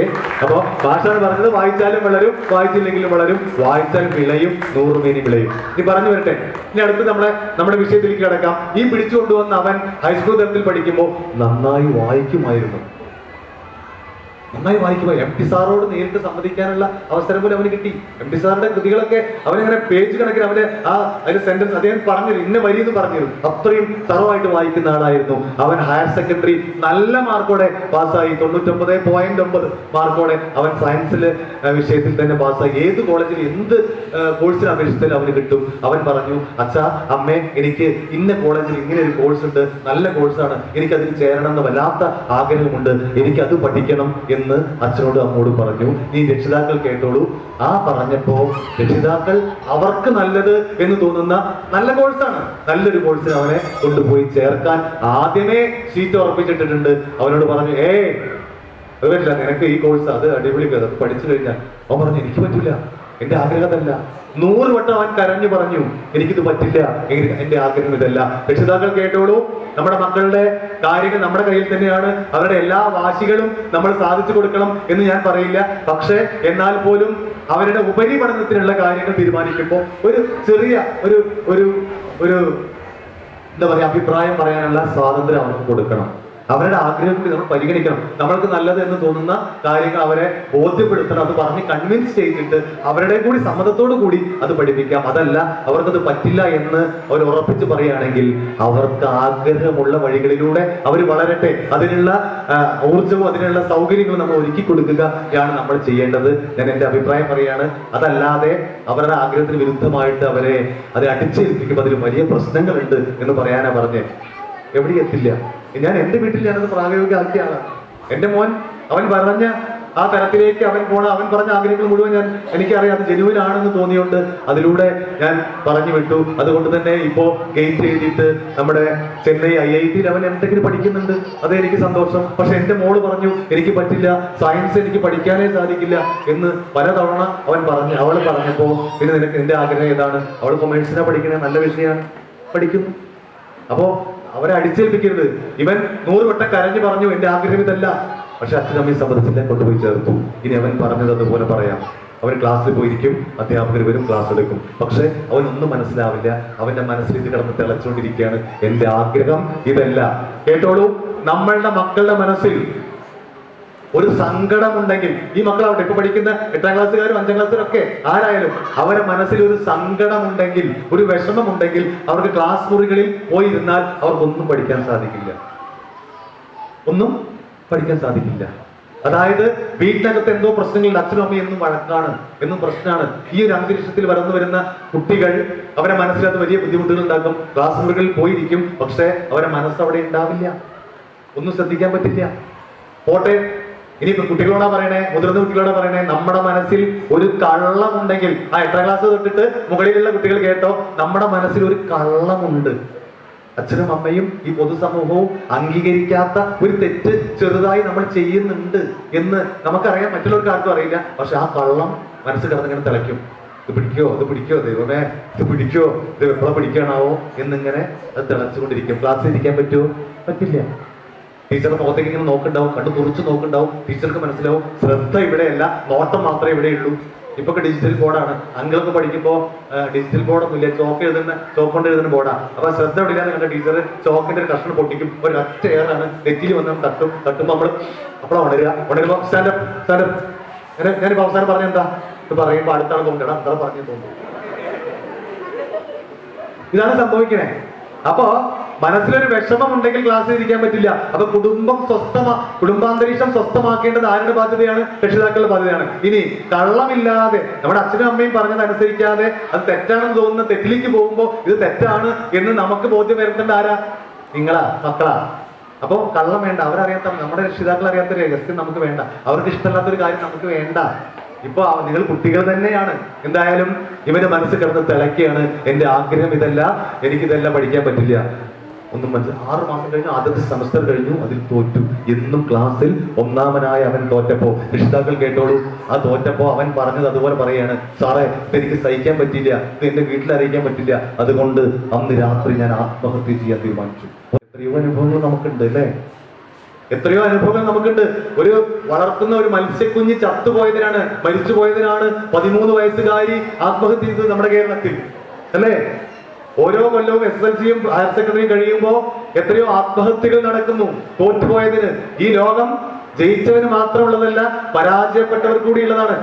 പരാജയപ്പെട്ടാൽ അതിന്റെ കാരണം കണ്ടെത്തി അടുത്ത പ്രാവശ്യം പൂർവാധിക ശക്തിയോടെ ജയിക്കാനുള്ള മാർഗം നമ്മൾ കണ്ടെത്തുക വേണ്ടേ? അതല്ലാതെ ഒരു പരാജയത്തിൽ മാത്രം അവസാനിപ്പിക്കാനുള്ളതല്ല ജീവിതം എന്ന് ആദ്യം മക്കൾ മനസ്സിലാക്കണം. അത്ര ലോലമായ മനസ്സ് നമുക്ക് പാടില്ല. എന്നും ഒന്നാമനാവാൻ ശ്രമിക്കണം. അഥവാ എന്തെങ്കിലും കാരണങ്ങൾ പറ്റിയില്ലെങ്കിൽ അടുത്ത പ്രാവശ്യം ഞാൻ വാങ്ങുമെന്ന വാശി, ആ വാശി കൊണ്ട് മുന്നോട്ട് പോകണം. അതാ വേണ്ടേ. ഇവൻ പറയാണ്, അന്ന് രാത്രി ഞാൻ ആത്മഹത്യ ചെയ്യാൻ തീരുമാനിച്ചു. പക്ഷേ അടുത്ത കാര്യം പറഞ്ഞപ്പോഴേക്കും അവന്റെ കണ്ണുകൾ വിടരുന്നു, മുഖത്തൊരു മാറ്റം, ഒരു ഊർജ്ജസ്വലത. അവൻ പറയാണ്, സാറേ ഞാൻ മരിച്ചില്ലല്ലോ, ഞാൻ ഇപ്പോഴും ജീവിച്ചിരിക്കുന്നുണ്ടല്ലോ. അത് രക്ഷിതാക്കളും കേട്ടോളും, മക്കളും കേട്ടോ. ഞാനിപ്പോഴും ജീവിച്ചിരിക്കുന്നുണ്ടല്ലോ.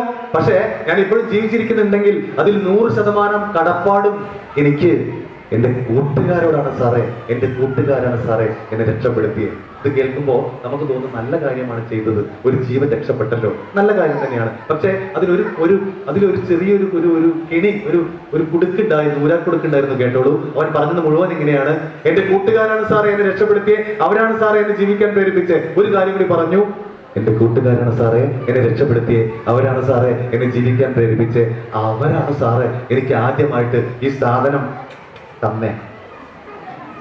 ആര്? കൂട്ടുകാര്. വെറും കൂട്ടുകാരല്ല. ഞങ്ങളുടെ നാട്ടിലേക്ക് ആ കൂട്ടുകാർക്ക് എന്താ പറയാ അറിയാം മക്കളെ? ചങ്ക് ബ്രോ. ഇപ്പൊ അതും മാറി, ഇപ്പൊ ബെസ്റ്റിയാണ്, ബെസ്റ്റി.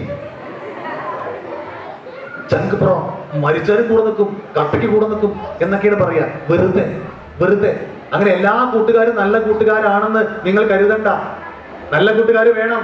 ഞാൻ നിങ്ങളുടെ ഭാഗത്താണ്. നല്ല കൂട്ടുകാർ വേണം, നന്മ പറഞ്ഞു തരാൻ, നല്ലത് കാണിച്ചു തരാൻ. ഇതുപോലെ നമ്മുടെ വീട്ടിൽ എന്തെങ്കിലും ബുദ്ധിമുട്ട് വരുമ്പോൾ ഓടിയെത്താൻ സഹായിക്കാൻ, നമ്മുടെ സംഘത്തിൽ നമ്മുടെ കൂടെ നിന്ന് നമുക്ക് ബലം തരാൻ കൂട്ടുകാർ വേണം. അല്ലാതെ എല്ലാ ചങ്കുകളും നല്ല ചങ്കുകളും നല്ലട്ടാ. കട്ടയ്ക്ക് കൂടെ നിന്ന് വെറുതെ. ഒറ്റ ഉദാഹരണം പറയാം, സമയമില്ലെന്നാൽ പോലും പറയാം. കുറ്റിപ്പുറം ജോലി ചെയ്യുമ്പോൾ കുറ്റിപ്പുറം പാലം, ഭാരതപ്പുഴയ്ക്ക് കുറുകെ ഒരു പാലുണ്ട്. മക്കൾ കേട്ടോ, മക്കളോടെ പറയണേ. ആ ഭാരതപ്പുഴയ്ക്ക് കുറുകെയുള്ള പാലത്തിന്റെ അടിയിൽ 5 പേര് ഹയർ സെക്കൻഡറിക്ക് പഠിക്കുന്ന യൂണിഫോം ഇട്ട 5 പിള്ളേര് വന്നിരിക്കുന്നുണ്ട് എന്ന് ആരോ വിളിച്ചു പറഞ്ഞു. അവരെന്തോ സിഗരറ്റ് എന്തോ വലിക്കുന്നുണ്ടെന്ന് പറഞ്ഞു. ഞങ്ങൾ വേഷം മാറിയിട്ട് അവിടെ ചെന്നു. ഈ വേഷത്തിലൊന്നല്ല, ഞാനൊരു ഉസ്താദിന്റെ മാതിരി ഒരു മുണ്ടും ഒരു ഫുൾ കൈ ഷർട്ടും ഇട്ടിട്ടാണ് ഞാൻ ചെന്നത്. പക്ഷെ അവിടെ എത്തുമ്പോൾ ഒരു 10 മീറ്റർ പുറത്ത് വെച്ച് അവർക്ക് മനസ്സിലായി ഇത് പോലീസോ എക്സൈസോ എന്തോ ആണെന്ന് അവർക്ക് മനസ്സിലായി. അവര് നല്ല ബുദ്ധിയുള്ള പിള്ളേരാ, എണീറ്റ് ഓടി, നല്ല ഓട്ടക്കാരാ. പക്ഷെ അതിൽ വലിയ ഓട്ടക്കാരെ എക്സൈസിലും ഉണ്ട്. പിന്നാലെ ഞങ്ങൾ ഓടി. 3 പേരെ പിടിച്ചു, 2 പേരെ കിട്ടിയില്ല, സത്യം. പക്ഷെ 3 പേരെ ഞങ്ങൾ കിട്ടി. ആ 3 പേരെ പിടിച്ച് ഞങ്ങൾ ഇങ്ങനെ പോരുകയാണ്. കുറെ ഇപ്പുറത്ത് വന്നിട്ട് ഞങ്ങൾ തിരിഞ്ഞു നോക്കി. കാരണം ആ ഓടുന്ന 2 പേർ പിടികിട്ടാതെ ഓടിപ്പോയ 2 പേർ ഒരു 100 മീറ്റർ അപ്പുറത്ത് എത്തിയാലെങ്കിലും ഒന്ന് തിരിഞ്ഞു നോക്കും എന്നാണ് ഞങ്ങളുടെ പ്രതീക്ഷ. കാരണം 3 ചങ്കുകൾ ഞങ്ങളുടെ കയ്യിലുണ്ട്. തിരിഞ്ഞു നോക്കിയില്ല. പിന്നെ ഒരു പ്രതീക്ഷ ഉണ്ട്. ഓടിയ കിതപ്പൊക്കെ മാറിയിട്ട് എവിടെയെങ്കിലും പോയി സൈഡായി കിതപ്പ് മാറി. ആദ്യം കിതപ്പ് മാറുന്ന ആള് ചോദിക്കടാ, അത് പോലീസാണോ എക്സൈസ് ആണോ? മറ്റോ പറയും, മുണ്ടാതെ പോയിക്ക ചങ്ങയ്യെ, പോലീസ് ആവട്ടെ എക്സൈസ് ആവട്ടെ, നമുക്കെന്താ, നമ്മൾ രക്ഷപ്പെട്ടല്ലോ. അങ്ങനെ പറയലടാ, നമ്മൾ ഒന്നിച്ചല്ലേ ക്ലാസ് കട്ടിയത്. അങ്ങനെ ഓല മാത്രം പിടിച്ചുകൊണ്ടായാൽ പറ്റുമോ? നജി പോയിക്കോ, വലിയ പുണ്യാളാണെ പോയിക്കോ, ഞാനില്ല. അങ്ങനെ പറയലടാ, ക്ലാസ് കട്ട് ചെയ്യാൻ വേണ്ടി നീ അല്ലടാ ആദ്യത്തെ മുൻകൈ എടുത്തത്. എന്നിട്ട് ഇപ്പൊ നീ അവരെ പിടിച്ചുകൊണ്ടുപോയപ്പോ നീ അവരെ തള്ളിക്കളയണോ? നീ വാടാ എന്ന് പറഞ്ഞ് പരസ്പരം ഒരു ധൈര്യം സംഭരിച്ച് അവർ വരും. ഞങ്ങളുടെ വരാന്തയിലൂടെ ഇങ്ങനെ തല ചൊറിഞ്ഞുകൊണ്ട് ഇങ്ങനെ നടക്കും, ഇങ്ങനെ നോക്കും. ഞങ്ങൾക്ക് കണ്ടാൽ എന്താ അവ വന്നിട്ട് പറയും, സാറേ ഞങ്ങളെ ചങ്ങായിമാരാണ് സാർ. അതെ. ആ 3 ആളെ നോക്കിയിട്ട് പറഞ്ഞു, ഞങ്ങൾ അത് ശരി, നിങ്ങളെ ഓടിയേ? ആ സാറേ ഞങ്ങളെ ഓടിയേ. ക്ലാസ് കട്ട് ചെയ്തു സാറേ. ക്ലാസ് കട്ട് ചെയ്തിട്ടുള്ളൂ, വേറെ ഒന്നും ചെയ്തില്ല സാറേ. സിഗരറ്റ് വലിച്ചിട്ടുള്ളൂ, വേറെ ഒന്നും ചെയ്തില്ല സാറേ. സിഗരറ്റ് വലിച്ചിട്ടുള്ളൂ സാറേ, വേറെ ഒന്നും ചെയ്തില്ല. സത്യമാണ് സാറേ, സിഗരറ്റ് വലിച്ചു. ഇനി മേല വലിക്കില്ല സാറേ. ഇനി മേല ക്ലാസ് കട്ട് ചെയ്യില്ല സാറേ. പ്ലീസ് സാറേ, അവര് വിടുക സാറേ, പ്ലീസ്. ഇനി ഞങ്ങൾ മേല ചെയ്യില്ല, ഉറപ്പാണ് എന്ന് ഒരു വരുമെന്ന് ഞങ്ങളുടെ പ്രതീക്ഷ. വരണം എന്നാണ് ഞങ്ങളുടെ ആഗ്രഹം. ഇവരെ ഈ കുട്ടികളെയൊന്നും മോശക്കാരാക്കണം ഞങ്ങൾക്ക് ആഗ്രഹമില്ല. ഞങ്ങൾ കാത്തു നിൽക്കുകയാണ്. 1 മണിക്കൂർ കഴിഞ്ഞു, 1.5 മണിക്കൂർ കഴിഞ്ഞു, 2 മണിക്കൂർ കഴിഞ്ഞു, 2.5 മണിക്കൂർ കഴിഞ്ഞു. ചങ്കുകൾ വിചാരിച്ചു നമ്മുടെ തടി രക്ഷപ്പെട്ടല്ലോ, അവര് പോയി ജയിലിൽ കിടക്കേ അല്ലെങ്കിൽ എന്ത് വേണേ ചെയ്തോട്ടെ, നമ്മുടെ തടി രക്ഷപ്പെട്ടല്ലോ എന്ന് കരുതി. ഇതാണ് ചങ്കുകൾ. 3 ആളെ വെച്ച് ബൈക്കിൽ വരും. പോലീസോ എക്സൈസോ കൈ കാണിക്കുമ്പോ ഈ ഓടിക്കുന്ന ആള് വണ്ടി ചവിട്ടി നിർത്തും. ആ വണ്ടി നിന്നില്ല എന്ന ആ സമയം എത്തുമ്പോ ഏറ്റവും പുറകിലേക്ക് തള്ളി നിൽക്കുന്ന ആ 3ാമത്തെ ആള് ഒരു ഒറ്റ പൊന്തല. ആ പൊന്തൽ ഓൻ അങ്ങോട്ട് ഓടി, 2ാമത്തെ ആള് അങ്ങോട്ട് ചാടി ഇങ്ങോട്ട് ഓടി. ഈ ഓടിച്ചു വന്ന ആള് അങ്ങോട്ട് നോക്കണം ഇങ്ങോട്ട് നോക്കണം, ഓടലടാ എന്നെ ഒറ്റയ്ക്കിട്ട് ഓടലടാ. ഓടിപ്പോണ എത്രയോ ഞങ്ങൾ കാണാറുണ്ട്. ഇതാണ് ചങ്കുകൾ. 2.5 മണിക്കൂർ കഴിഞ്ഞ് വന്നില്ല. പക്ഷെ 3-ാമത്തെ മണിക്കൂറിൽ വന്നു. 3-ാമത്തെ മണിക്കൂറിൽ വന്നു. ഓടി വന്നു. ചങ്ക് പൊട്ടിട്ടാ വരണേ, കരഞ്ഞുകൊണ്ടാ വരണേ. 3-ാം നിലയിലുള്ള ഞങ്ങളുടെ ഓഫീസിലേക്ക് വന്ന് ചങ്ക് പൊട്ടി കരഞ്ഞുകൊണ്ട് ചോദിക്കുകയാണ്, സാറേ എന്റെ കുട്ടി എവിടെ, എന്റെ മോനെവിടെ, എനിക്ക് എന്റെ മോനെ കാണണം, എന്റെ മോനെ കാണിച്ചതാ, അവൻ എന്തിനാ പിടിച്ച്, എനിക്ക് എന്റെ കുട്ടിയെ കാണിച്ചതാ എന്ന് പറഞ്ഞ് ചങ്ക് പൊട്ടി കരഞ്ഞുകൊണ്ട് അവിടെ ഓടി വരാൻ അവരുടെ അച്ഛനും അമ്മയും മാത്രമേ ഉണ്ടായിരുന്നുള്ളൂ. ചങ്ക് പൊട്ടാനും കൂടെ നിൽക്കാനും എപ്പോഴും എന്നും നിങ്ങളുടെ മാതാപിതാക്കൾ മാത്രമേ നിങ്ങളുടെ കൂടെ ഉണ്ടാവൂ എന്ന യാഥാർത്ഥ്യം ആദ്യം മക്കൾ മനസ്സിലാക്കും. അതിനപ്പുറത്തുള്ള ഒരു ചങ്കുകൾ ഈ ലോകത്തില്ല. നമ്മുടെ ഏറ്റവും വലിയ ചങ്ക് എന്ന് പറയുന്നത് ആരാണ്? നമ്മുടെ അച്ഛനും അമ്മയുമാണ്, നമ്മുടെ ഉമ്മയും ഉപ്പയുമാണ്. ഏതായാലും ഈ പിടിച്ചുകൊണ്ട് വന്ന ആള് പറയാണ്, അവരെ രാത്രി ആ സമയത്ത് ഹോസ്റ്റലിന്റെ 5-ാം നിലയിൽ കയറി മരിക്കാൻ വേണ്ടി പോവാണ്. ഈ റിസൾട്ട് കിട്ടിയപ്പോ തോറ്റു എന്ന് അറിഞ്ഞപ്പോഴേ പകൽ തന്നെ അസ്വസ്ഥത കാണിക്കുന്നുണ്ട്. ഇത് കണ്ടപ്പോ ഇവന്റെ കൂട്ടുകാർ അവന്റെ പുറകില് ഡിസ്റ്റൻസ് ഇട്ടിട്ട് പോയി. അങ്ങേ തലക്കിൽ ചെന്ന് ഇവൻ ചാടാനുള്ള പരിപാടിയാണെന്ന് കണ്ടപ്പോ ഈ കൂട്ടുകാർ പോയി പിടിച്ച പോകാൻ പറഞ്ഞു, എന്നെ വിട്, എനിക്ക് മരിച്ചാൽ മതി, എന്നെ വിട്, എനിക്ക് മരിക്കണം. അപ്പൊ കൂട്ടുകാർ ചോദിക്കുകയാണ്, മരിക്കേ അത് എന്തുകൊണ്ട് വർത്തനുണ്ടെന്ന് ഈ പറയണേ? ദൈവം എന്ന ജീവിതം വെറുതെ അവസാനിപ്പിക്കാനുള്ളതാണോ? ആണോ? എൻജോയ് ചെയ്യാൻ പറ. എന്താ ചോദിച്ചേ? മരിച്ച കഴിഞ്ഞടാ, ജീവിതം എൻജോയ് ചെയ്യണ്ട. നീ ഇങ്ങോട്ട് വേണ, നിന്റെ ടെൻഷനൊക്കെ ഞാൻ മാറ്റി തരാടാ എന്ന് പറഞ്ഞ് കൂട്ടിക്കൊണ്ടുപോയത് ആരാണ്? കൂട്ടുകാരൻ, ചങ്ക്. ആദ്യമായിട്ട് അവന്റെ കയ്യിലേക്ക് സാധനം വെച്ചു കൊടുത്തത് ആരാണ്? ചങ്ക്. കൂട്ടുകാരെ തിരഞ്ഞെടുക്കുമ്പോ നോക്കിക്കോ, എല്ലാ ചങ്കും ചങ്കല്ല. കയ്യിലേക്ക് വെച്ചു കൊടുത്ത് പോകാൻ പറഞ്ഞു, എനിക്ക് വേണ്ട, എന്റെ അമ്മയെന്ന് അറിഞ്ഞ അമ്മയോട് അത്രയും സ്നേഹമുള്ളവനാ, അതുകൊണ്ടാ മരിക്കാൻ പോയെ.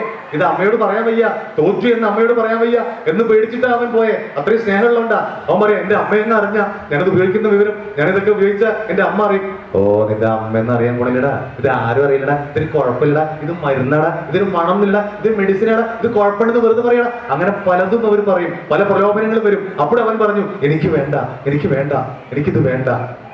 വീണ്ടും വേണ്ട എന്ന് പറഞ്ഞാൽ അത് ആൺകുട്ടികളാണെങ്കിൽ, പെൺകുട്ടികളെ വീഴ്ത്താനുള്ള റൂട്ട് വേറെ ഉണ്ട്, അത് പ്രയോഗിക്കും. ആൺകുട്ടികളാണെങ്കിൽ അവസാനം പറയുന്ന ഒരു വാക്കുണ്ട്, അതിൽ അവർ വീഴും എന്ന് ഉറപ്പാണ്. അവസാനം ഒരൊറ്റ ചോദ്യം ചോദിക്കും. എന്താ ചോദിക്കാറ്?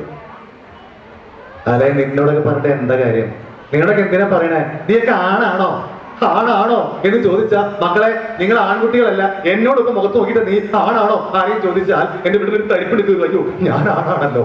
ഞാൻ ഈ ആണത്തെ തെളിയിക്കാൻ വേണ്ടി ആദ്യത്തെ സാധനം ചുണ്ടിലേക്ക് വെക്കും. കഴിഞ്ഞു, അതോടെ ജീവിതം അവസാനിച്ചു. ഇതാണ്. ഏതായാലും ഇവരെ ഞങ്ങൾ ഇറക്കി വിട്ടു.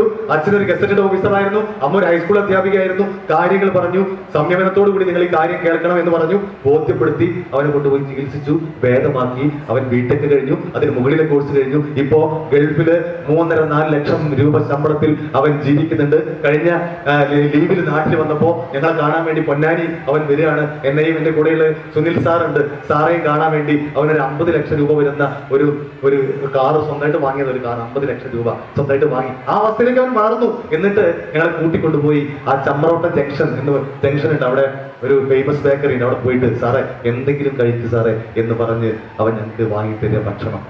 ഞങ്ങൾക്ക് സന്തോഷം, ഒരാൾ രക്ഷപ്പെട്ടല്ലോ. അവൻ പറയാണ്, നിങ്ങൾ എന്നെ പിടിച്ചില്ലായിരുന്നു എങ്കിൽ ഞാൻ എവിടെയും എത്താതെ ഭ്രാന്ത് പിടിച്ച് ഒരു ഭ്രാന്തനായിട്ട് ഞാനിപ്പോ ഈ റോട്ടിലൂടെ നടക്കുമായിരുന്നു എന്ന് പറഞ്ഞപ്പോ ഞങ്ങൾക്ക് വല്ലാത്തൊരു സന്തോഷം. പക്ഷേ അവിടെ ഒരു പക്ഷയുണ്ട്, ആ പക്ഷം കൂടി പറയാനേ സമയം കിട്ടൂ എന്ന് എനിക്കറിയാം. അതുകൊണ്ട് ഈ ഒരു വിഷയം പറയണമെങ്കിൽ മിനിമം ഒരു 3 മണിക്കൂറെങ്കിലും 2 സെഷനായിട്ട് വേണം. അത്രയും ഇതിന് ശാസ്ത്രീയത, എന്തുകൊണ്ട്, എങ്ങനെ, എന്താണ് ഇങ്ങനെ വരാൻ കാരണം എന്നൊക്കെ പറയേണ്ടതാണ്. പക്ഷെ അതിന് സമയമില്ലാത്തതുകൊണ്ട് ഞാൻ ഈ തീവ്രത, ലഹരിയുടെ തീവ്രത, അച്ഛനും അമ്മയും വെട്ടിക്കൊന്നു എന്ന് മാത്രമല്ലേ നിങ്ങൾ കേട്ടിട്ടുള്ളൂ, അതിനപ്പുറത്തുള്ള തീവ്രത എന്തുകൊണ്ട് വെട്ടിക്കൊന്നു എന്നത് മാത്രം ബോധ്യപ്പെടുത്താൻ ഒരൊറ്റ അനുഭവം പറയാം. ഞാൻ പറഞ്ഞത്, അങ്ങനെ തീവ്രമായി അടിമപ്പെട്ടവരെ കുറിച്ച് എനിക്ക്, അവർ രക്ഷപ്പെട്ട് തിരിച്ചു വന്നവരെ കുറിച്ച് എനിക്ക് പറയാൻ എന്റെ കയ്യിൽ 1-2 അനുഭവങ്ങളേ ഉള്ളൂ 26 വർഷത്തെ സേവനത്തിൽ. പക്ഷേ തകർന്നടിഞ്ഞു പോയ 100 കണക്കിന് അനുഭവം എനിക്ക് പറഞ്ഞു തരാൻ സാധിക്കും. എനിക്കറിയുന്ന ആള് ലഹരിക്ക് അടിമപ്പെട്ട് അവസാനം മരിച്ചു പോയിട്ട് പുഴുവരിച്ച നിലയിൽ ഞാൻ എന്റെ കണ്ണുകൊണ്ട് കണ്ടിട്ടുണ്ട്. പുഴുവരിച്ച് മൂക്കിലൂടെ വായിലൂടെ പുഴു വന്ന അവസ്ഥയിൽ കണ്ടിട്ട് തിരിച്ചു പോരാൻ പറ്റില്ല.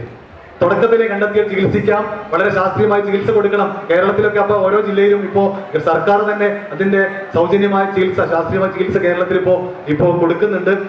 സമാനമായ ലഹരിയുടെ സമാനമായ ഒരു വ്യാപനം ഇവിടെയൊക്കെ ഉണ്ടാവും, യാതൊരു സംശയം വേണ്ട. ഞാൻ പറഞ്ഞത് തിരിച്ചു പോരാൻ പറ്റില്ല. ഒറ്റ ഉദാഹരണം പറയാം, അത് പറയാനേ സമയം കിട്ടൂ. 365 പൊതി ഒരു പൊതിയിൽ 1 ഗ്രാം പോലും തികയാത്തൊരു സാധനം. മക്കളെ ഇങ്ങോട്ട് പേര് പറയുന്നില്ല, കേട്ടോളൂ. ഒരു പൊതിയിൽ 1 ഗ്രാം പോലും ഇല്ല, പക്ഷെ 1 ഗ്രാം സ്വർണത്തിന്റെ വിലയുള്ള ഒരു സാധനം പിടിച്ചു ഒരാളെ.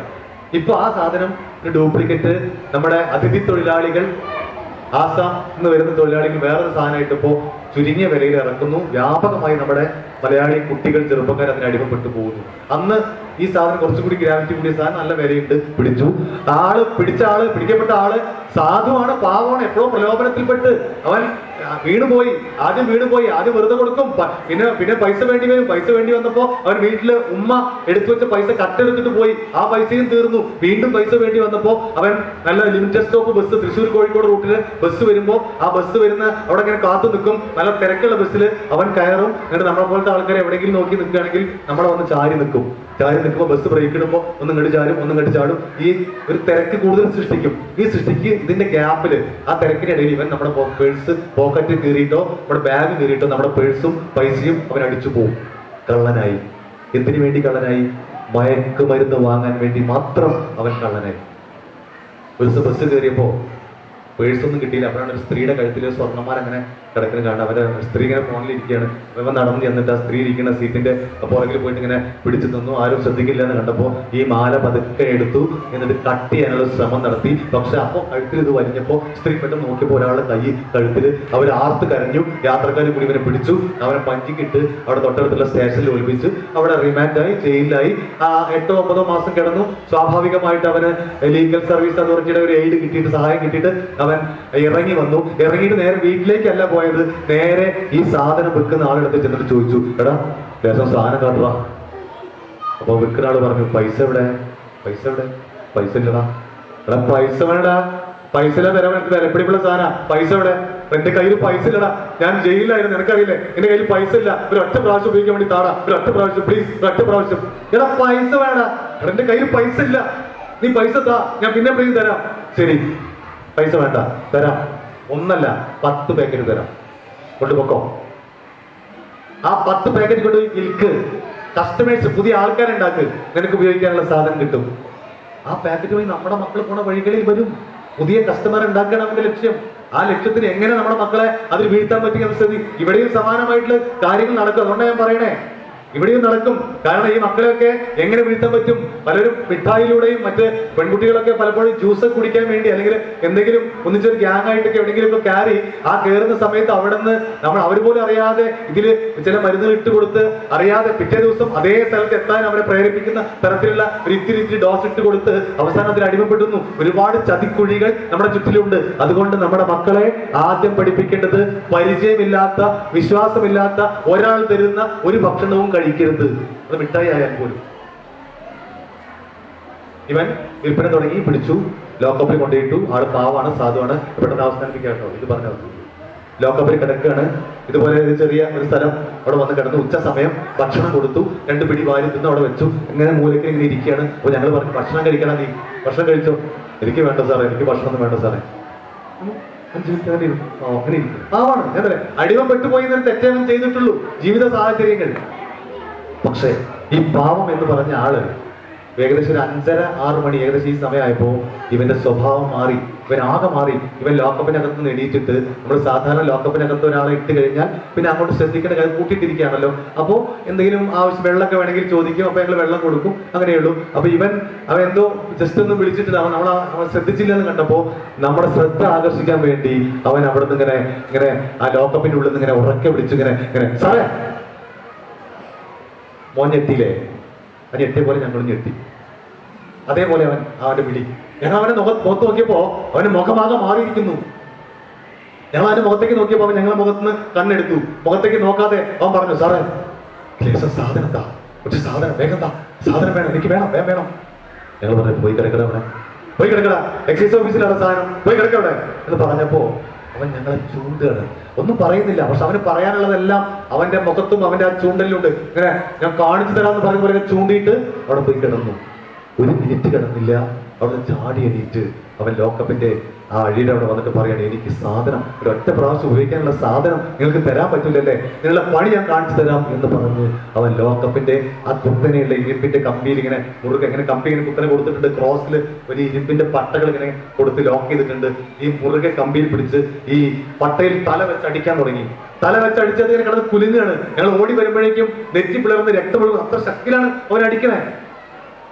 അകത്ത് കയറിയപ്പോഴേക്കും അവൻ പുറകിലെ ചുമരിൽ പോയി അടിച്ചു. ശരീരം മൊത്തം മാന്തി പൊളിക്കുന്നു. അത് കിടന്ന് തിരിയുന്നു, ആകെ ഭ്രാന്ത് കാണിക്കുന്നു. ഞങ്ങൾ അകത്ത് കയറി ബലം പ്രയോഗിച്ച് അവനെ കീഴ്പ്പെടുത്തി കൈയും കാലും ലോക്കിട്ട് ഹാൻഡ് ഓഫ് ഇട്ട് അവനെ നേരെ ഹോസ്പിറ്റലിൽ കൊണ്ടുപോയി. അവിടെ ചെന്നപാടെ ഡോക്ടർ ഇഞ്ചക്ഷൻ ചെയ്തു, നോർമലായി അവൻ മയങ്ങി കിടന്നു. ഈ സമയത്ത് അവന്റെ ഈ നെറ്റിയിൽ അവിടെയൊക്കെ ക്ലീൻ ചെയ്തു, സ്റ്റിച്ച് ചെയ്തു. 3 തുന്നലുണ്ടായിരുന്നു, സ്റ്റിച്ച് ചെയ്തു. ഡോക്ടർ പറഞ്ഞു അവിടെ കിടക്കട്ടെ, ഞാൻ നോക്കിയിട്ട് പറയാം, 2 മണിക്കൂർ കഴിഞ്ഞിട്ട് നമുക്ക് നോക്കാം. 2-2.5 മണിക്കൂർ കഴിഞ്ഞപ്പോൾ ഞങ്ങൾ ഡോക്ടറോട് ചോദിച്ചു, സർ എന്ത് ചെയ്യണം? അപ്പോൾ രാത്രി 8 മണിയൊക്കെ ആയി. ഡോക്ടർ പറഞ്ഞു ബി പി ഒക്കെ നോക്കി, നോർമലായി നോക്കി, കുഴപ്പമില്ല, നിങ്ങൾ കൊണ്ടുപോക്കോ, വേറെ പ്രശ്നങ്ങളൊന്നുമില്ല. അപ്പോൾ ഞങ്ങൾ ചോദിച്ചു, സർ ഇവൻ വലിയ ഭ്രാന്താണ് കാണിച്ചത്, നാളെ രാവിലെ ബഹുമാനപ്പെട്ട ജഡ്ജിന്റെ മുന്നിൽ കോടതിയിൽ ഹാജരാക്കണം. അവിടെ ചെല്ലുമ്പോൾ അവിടെ നമ്മൾ ഹാൻഡ് കപ്പ് ഇട്ടിട്ടൊന്നും ഈ കോടതിയിൽ നമുക്ക് ഇവനെ നിർത്താൻ പറ്റില്ല, അത് സ്വതന്ത്രമായിട്ട് നിർത്തണം. ആ സമയത്ത് ആണ് ഈ ഭ്രാന്ത് വരുന്നെങ്കിലോ, ഇതുപോലെയുള്ള ഭ്രാന്ത് അവിടെ വെച്ച് വന്നാൽ ചിലപ്പോൾ കൈ കിട്ടുന്ന സാധനം എടുത്തിട്ട് ബഹുമാനപ്പെട്ട ജഡ്ജിന്റെ മുഖത്തേക്കൊക്കെ ഒരൊറ്റ ഏറ് എറിഞ്ഞാൽ നമ്മുടെ പണി പോകും. ഞങ്ങൾ ചോദിച്ചു, സർ എന്ത് ചെയ്യും? ഈ ഭ്രാന്ത് ഇനി വരില്ല എന്ന് പറയാൻ പറ്റുമോ? ഈ കയ്യത്തെ ഹാൻഡ് കപ്പ് അയക്കണ്ടേ? ഡോക്ടർ പറഞ്ഞു, ഒരു മിനിമം 24 മണിക്കൂർ നേരത്തിനെങ്കിലും ഇനി അവൻ ഒരു ഭ്രാന്തും കാണിക്കില്ല. കാരണം ഇതുവരെ കാണിച്ചത് വിത്ഡ്രോവൽ സിംറ്റമാണ്. 95% പേരും മദ്യപിക്കാത്തവരാണ്. 5% ഉണ്ട്. അത് എല്ലാ സമൂഹത്തിലുള്ള പോലെ എക്സൈസിലുണ്ട്. അത് രോഗമായിട്ട് മാറുന്ന ഒരു അവസ്ഥ മാത്രമാണ് ഞാൻ പറയണേ. അങ്ങനെ കരുതരുത്. ഞാൻ വർക്ക് ചെയ്ത ഒരു ഓഫീസിൽ, ഞാൻ 5 മിനിറ്റ് കൂടി എടുത്തിട്ട് അവസാനിപ്പിക്കാം കേട്ടോ. ഞാൻ വർക്ക് ചെയ്തൊരു ഓഫീസിലെ ഇൻസ്പെക്ടർ, കേട്ടല്ലോ, വീണ്ടും പറയാം, റെക്കോർഡ് ചെയ്യപ്പെടുന്നുണ്ട്, ഞാൻ വീണ്ടും പറയാം, ഒരിക്കലും എന്റെ ഡിപ്പാർട്ട്മെന്റിനെ അപകീർത്തിപ്പെടുത്തില്ല, നന്മയ്ക്ക് വേണ്ടി മാത്രം പറയാം, കേൾക്കാൻ വേണ്ടി, മുഴുവൻ കേട്ടാൽ മതി. എന്റെ ഓഫീസിന്റെ ഹെഡ്, ഞാൻ വർക്ക് ചെയ്തൊരു ഓഫീസിന്റെ ഹെഡ് നല്ല ആളാണ്. പക്ഷെ നിർഭാഗ്യവശാൽ ചെറുപ്പത്തിൽ എപ്പോഴോ ഒരു പ്രലോഭനത്തിനെ പറ്റി ശീലിച്ചതാണ്. ഒരു ഇടയ്ക്ക് ബിയറൊക്കെ കുടിച്ച് തുടങ്ങിയതാണ്. 2 പെഗ് കഴിച്ചു, എപ്പോഴും ആഴ്ചയിൽ ഒരിക്കലൊന്നും കഴിക്കും. പിന്നീട് അത് ശീലമായി, അത് ഡയറിയായി. അവസാനം അദ്ദേഹം എന്റെ ഓഫീസിലൊക്കെ വർക്ക് ചെയ്യുമ്പോൾ രാവിലെ 2 പെഗ് അടിച്ചിട്ടാണ് വരിക. ഇല്ലേ കൈകാലം വർക്ക് എടുത്ത് നിൽക്കാൻ പറ്റില്ല. ഇൻസ്പെക്ടർ അയാളെ ഓഫീസൊക്കെ കണ്ട. അപ്പൊ രാവിലെ 8 മണിക്ക് ഡ്യൂട്ടിക്ക് കയറണം. 8 മണിക്ക് കയറാനേ കണക്കുള്ളൂ കേട്ടോ, ഇറങ്ങാൻ കണക്കൊന്നുമില്ല. രാത്രി 10 മണി 12 മണി നേരത്തെ പറഞ്ഞല്ലോ, രാത്രി 1 മണിയൊക്കെ ആവും. പക്ഷെ കയറാൻ 8 മണിക്ക് കയറണം. അപ്പൊ ഞങ്ങളിങ്ങനെ പഞ്ചിങ് ഒന്നുമില്ല. അതുകൊണ്ട് എന്ത് ചെയ്യുന്ന അറിയാം, രാവിലെ തലേദിവസം നോക്കും, ഇന്ന് രാവിലെ എന്തെങ്കിലും പ്രത്യേകിച്ച് പണികളൊന്നും ഉണ്ടോ? ഇല്ലേ, പ്രത്യേകിച്ച് പണിയൊന്നും ഇല്ല. ഇന്ന് കണ്ടവർ 9 മണിക്കൊക്കെ ചെന്നാൽ മതി. അങ്ങനത്തെ ഒരു ചെറിയൊരു കൺസെഷൻ ഉണ്ട്. അപ്പൊ 9 മണിക്ക് ചെന്നിട്ട് അദ്ദേഹം അവിടെ ഇരിക്കുന്നുണ്ടാവും. ചെന്നപാട് ഇങ്ങനെ വലിച്ചു മുറുക്കി നല്ല സല്യൂട്ട് കൊടുക്കും. പൊട്ടില്ലല്ലോ, ഒരു സല്യൂട്ട് കൊടുക്കും. ആ ഒരു സല്യൂട്ടിന് നന്നായി 1 മണിക്കൂർ തന്നെ അടിക്കൊണ്ടു പോലും അല്ല സാർ, അല്ലേ? ഇപ്പൊ ലീവൊക്കെ ചോദിച്ചാലേ, സാറേ നാളെ ലീവ് വേണം. ലീവൊന്നും തരാൻ പറ്റില്ല, ആകെ 4 പേരുണ്ട്. ഈ 4 പേരെ വെച്ച് ഞാനെന്ത് കാട്ടാനാ? കോടതിക്ക് ഒരാൾ വിടണം, പാറാൻ ഒരാൾ നിൽക്കണം. ലീവില്ല, പൊക്കം, ലീവൊന്നുമില്ല എന്ന് പറയുമ്പോ ശരി സാറേ ലീവ് വേണ്ട. മടങ്ങി പോരുമ്പോഴും വലിച്ചു മുറുക്കി ചവിട്ടി ഇങ്ങനെ വിറപ്പിച്ച് ഒരു സല്യൂട്ടർ കൊടുക്കും. ഈ സല്യൂട്ടർ നന്നായാൽ എനിക്കറിയാം 2 സ്റ്റെപ്പ് നടക്കുമ്പോഴേക്കും പുറകുന്ന് വിളി വരും, ഗണേശ എടവാ എന്താ അത്യാവശ്യം എന്താ നീ പൊക്കോ, ഞാൻ എന്തെങ്കിലും ചെയ്തോളാം. ഈ സല്യൂട്ടിന് അങ്ങനെ ഒരു ഗുണമുണ്ട്. ഇപ്പൊ സുമേഷ് സാർ വിചാരിക്കണം എന്താ അറിയോ, നമ്മുടെ BHELലെ ജീവനക്കാർക്ക് സല്യൂട്ട് എന്ന് പറയുന്ന സംവിധാനം ആക്കാതിരിക്കട്ടെ. സാറേ ഇവിടെ തിരക്കുണ്ടോ നോക്കാൻ, സാർ നാളെ ഉണ്ടാവില്ലട്ടോ എന്ന് പറഞ്ഞ് പോകുന്നതാണ് സാറിന് ചിന്തിക്കണേ. എന്തായാലും ഈ സല്യൂട്ട് എങ്ങനെ കൊണ്ടുണ്ട്. അപ്പൊ സല്യൂട്ട് കൊടുക്കും, പക്ഷെ കൊടുത്തിട്ട് 5 മിനിറ്റ് കഴിയുമ്പോൾ ആൾക്ക് ഓർമ്മ വരിക, ഇവൻ എപ്പോഴാണ് കയറി വന്ന് 8 മണിക്കോ ഇവിടെ ഈ തോന്നുമ്പോ കയറി വരുന്നത് മാർക്കറ്റാണോ, ഇത് എക്സൈസ് ഓഫീസല്ലേ, നിനക്ക് അറിയില്ലേ എന്നൊക്കെ പറയും. ഒരു ദിവസം രാവിലെ ഞങ്ങളുടെ ബഹുമാനപ്പെട്ട സർക്കിൾ ഇൻസ്പെക്ടർ സാർ വിളിച്ചിട്ട് പറഞ്ഞു, ഇൻസ്പെക്ടർക്ക് ഫോൺ കൊടുക്കാൻ പറഞ്ഞു, ലാൻഡ് ലൈൻ ആണ് എന്നിട്ട് പറഞ്ഞു. ഇൻസ്പെക്ടർ പറഞ്ഞു, ഇൻസ്പെക്ടറെ ഇന്ന സ്കൂൾ, ഞാൻ പേരൊന്നും പറയുന്നില്ല, ഇന്ന സ്കൂളിൽ ഒരു വലിയ പരിപാടി നടക്കുന്നുണ്ട്. ലഹരി വിരുദ്ധ ക്ലബിന്റെ, ആന്റി നാർക്കോട്ടിക് ക്ലബിന്റെ ഉദ്ഘാടന ചടങ്ങാണ്. ഞാനാണ് ഉദ്ഘാടനം ചെയ്യാമെന്ന് പറഞ്ഞത്, ഏറ്റത്. പക്ഷേ ബഹുമാനപ്പെട്ട മിനിസ്റ്റർ ഒരു കോൺഫറൻസ് പെട്ടെന്ന് വിളിച്ചു, ഞാൻ അങ്ങോട്ട് പോവാണ്, അതുകൊണ്ട് നിങ്ങൾ പോയിട്ട് ഒന്ന് ഉദ്ഘാടനം ചെയ്യണം. ആരോടാ പറയണേ? അവരാണോ അടിച്ചു വന്നിരിക്കുക? എന്തുദ്ഘാടനം ചെയ്യാനാ? ലഹരി വിരുദ്ധ ക്ലബ്. ഇത് കഴിഞ്ഞ് ഓർഡർ ഏതെറിഞ്ഞു. അപ്പൊ ഞങ്ങൾ ചോദിച്ചു, സാർ എന്താ എന്നോട് പോയി ഉദ്ഘാടനം ചെയ്യാനേ? എന്താ സാർ ഉദ്ഘാടനം ചെയ്യാൻ കുഴപ്പം?